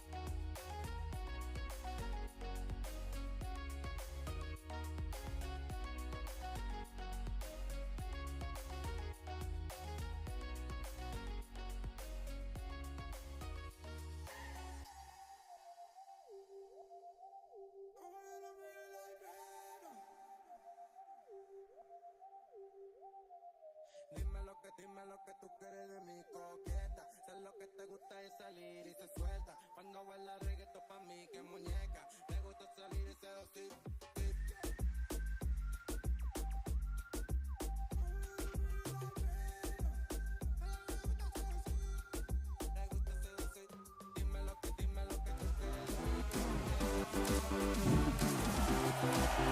Welcome back, everybody. Welcome back.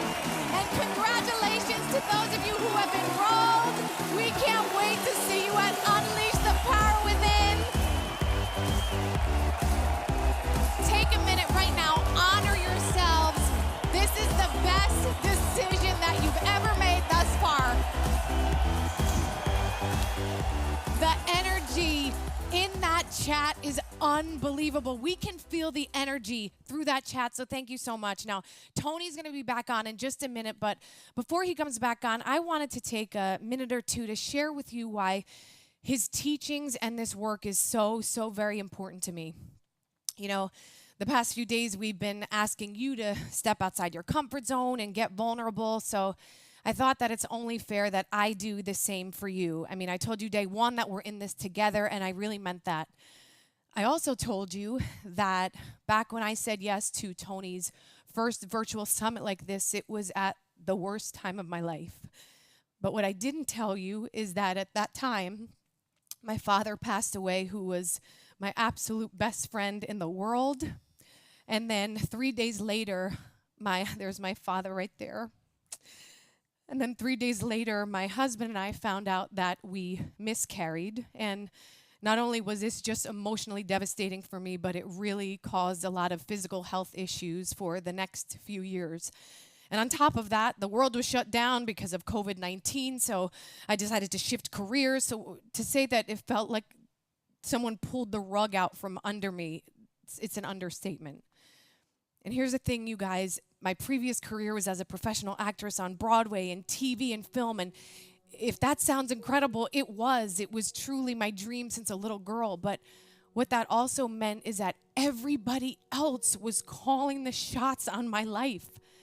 I could only do that thing that I loved to do, which was sing and dance and perform, if someone else told me that I was good enough to.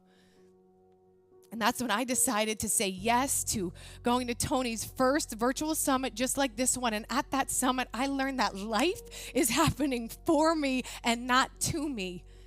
And then I made the very important decision to attend Unleash the Power Within. And while I was there, Tony helped me to gain the tools that I needed to step into my new identity. And I'm so honored to say that just 6 years later, I'm so proud to be an international keynote speaker, a best-selling author, and like I told you yesterday, a real estate investor. Thank you. But the best part is that now I get to call the shots on my own life. I get to create my own time, money, freedom, and it feels really good. And I know that I am not the only one. There are hundreds of thousands of people's lives that have been transformed through Unleash the Power Within, and they're now stepping into the best versions of themselves. So I just want you to know that if we can do it, so can you. Please just listen to me when I say this, no matter how dark it may feel for you. Maybe it's hard for you to see the light at the end of the tunnel. I'm looking at you. Trust me, I get it. But by making one important decision, saying yes to attending an event like this, Unleash the Power Within, you can change the entire trajectory of your life just like it did mine. So I just wanted to share that from the bottom of my heart. And I just want to say that your life matters. So do this for yourself. Say yes, you owe it to yourself. We got this one life, my friends. We got this one life. Why would we not do everything we can to step into the best versions of ourselves? So thank you for allowing me to share. Just go to joinunleash.com, and thank you for allowing me to get vulnerable with you. Now, let's wrap up this extraordinary journey.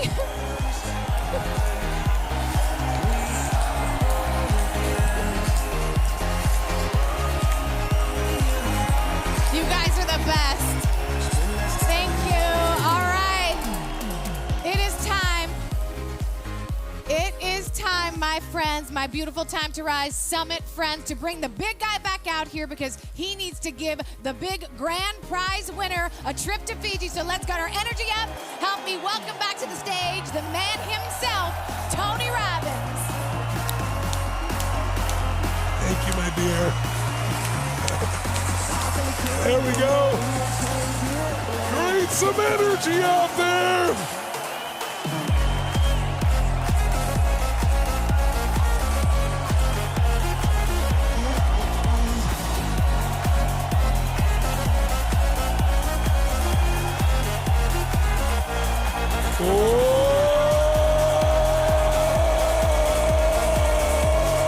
Yes. If you're feeling strong, say yes. Say yes. Say yes. Listen, I want to first of all thank you for letting me be in your home and share this time with these last 3 days. It's been a beautiful journey. And I want to congratulate all of you that are going to take the next step. I look forward to seeing you and continuing this at a level you can't even imagine. I remember the first time we did one of these virtual, by the way, you know, I can see everything because it'll be in my studio where it's giant screens all around, 50 feet around. We bring people up. You're 20 feet tall. It was pretty amazing.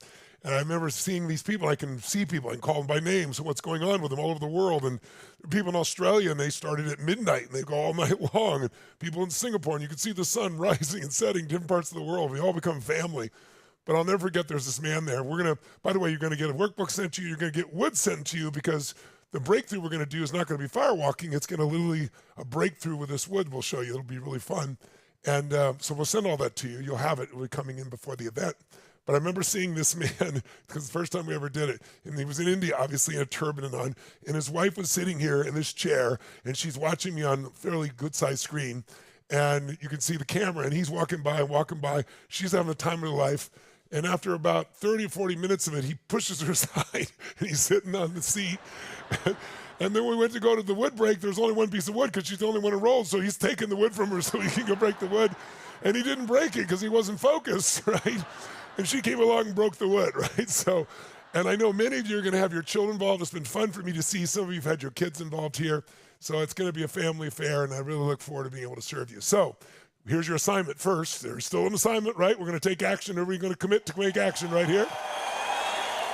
So let's put on the screen for you. It's really simple. You're going to go today. Let's throw it up on the screen for everybody to see, if you would. Where's the going to put on? There we go.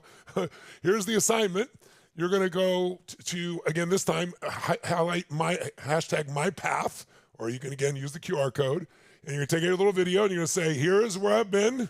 Here's where I am. Here's the gap, what's been in between. This is what's prevented me. This was gotten in the way. And then most importantly, here's where I'm going now. Here's what I'm going to change right now. Right now, it's leaving that fourth step out. I don't know why. But it's where you are now. What's the gap? What's gotten in the way? And what are you going to do now to change it? And how's your life going to change? And I'll look forward to watching those and taking those in with you. It'll be a wonderful experience. Who's going to get your message out there, ladies and gentlemen?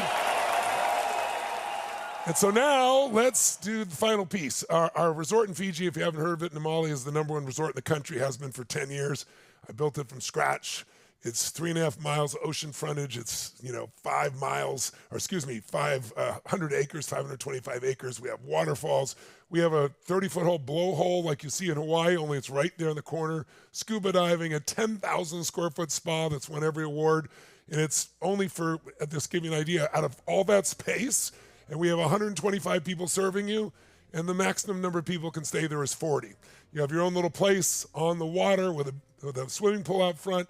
It's unbelievable. It's one of my favorite places on earth. I'm really proud to make it. So I'm super excited to share this with you. And the couple that won, the woman who was here from the very first day before we even started, helping people, encouraging people, pushing it, and she had their own challenges. She had the incredibly painful experience of losing one of her children. And now she's pushed through and created so much good for this audience. So let's give it up for Rachel Williams. Rachel Williams, you're going to Fiji. Give it up for her, ladies and gentlemen. Rachel Williams. I'm sorry, Rachel. Give it up for her.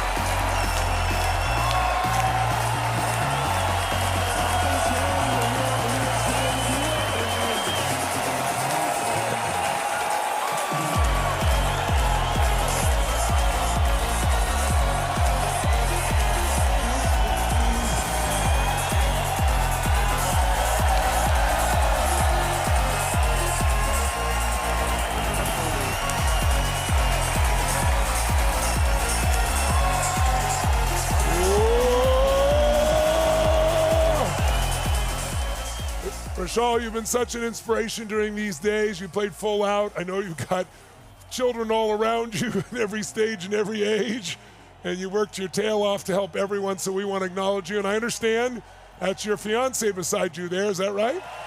Yeah. That's Tanner. Give it up for Tanner, who's out there playing full out. So this is either your anniversary or your wedding location. You go for your anniversary together, or you can have your wedding there on me.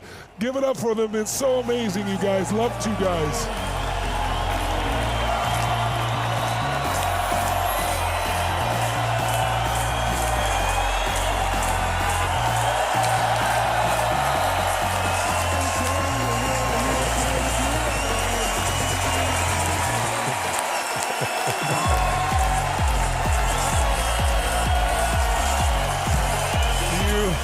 Do you want to say anything to your community here that you've been serving so much? I've watched you, and you're out there helping everybody, and I know that everybody's been reaching out to you too. And then you want to share with this community before we go?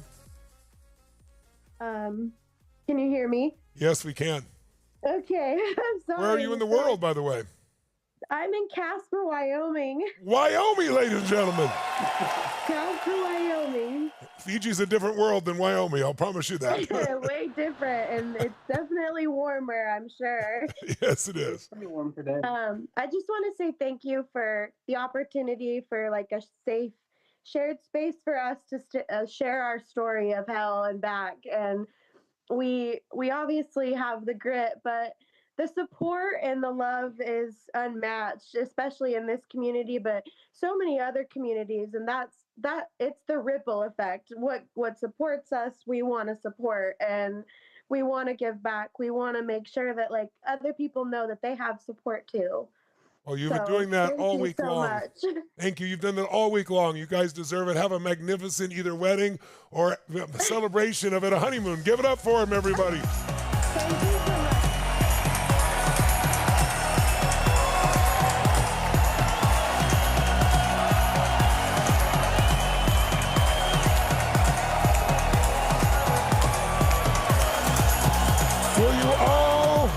Will you all help me thank Renee and thank our AV team and the members of Robbins Research from around the world. There's an army of people behind the scenes here making this happen. Please give them all a big hand for the experience you've had. Stand up one last time and let's create that energy one last time together. Come on. On three, unleash. 1, 2, 3, go, go, go, go.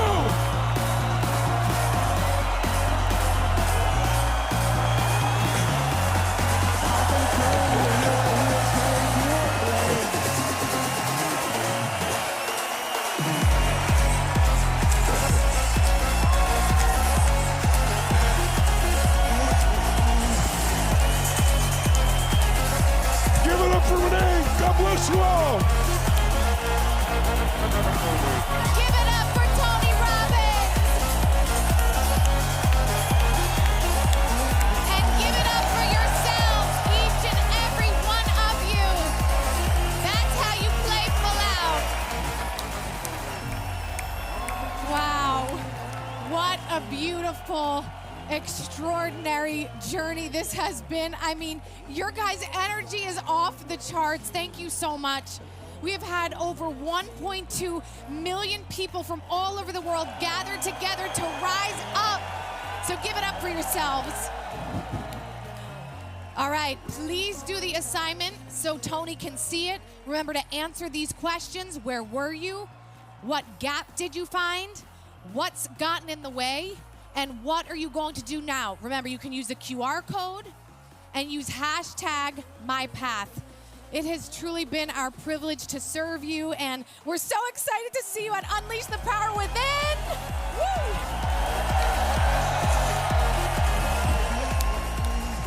Remember, my friends, remember this. The only one who can change your life is you. Thank you all so much for showing up, for playing full out, and as Tony says, live with passion. We'll see you soon. Thank you, everybody.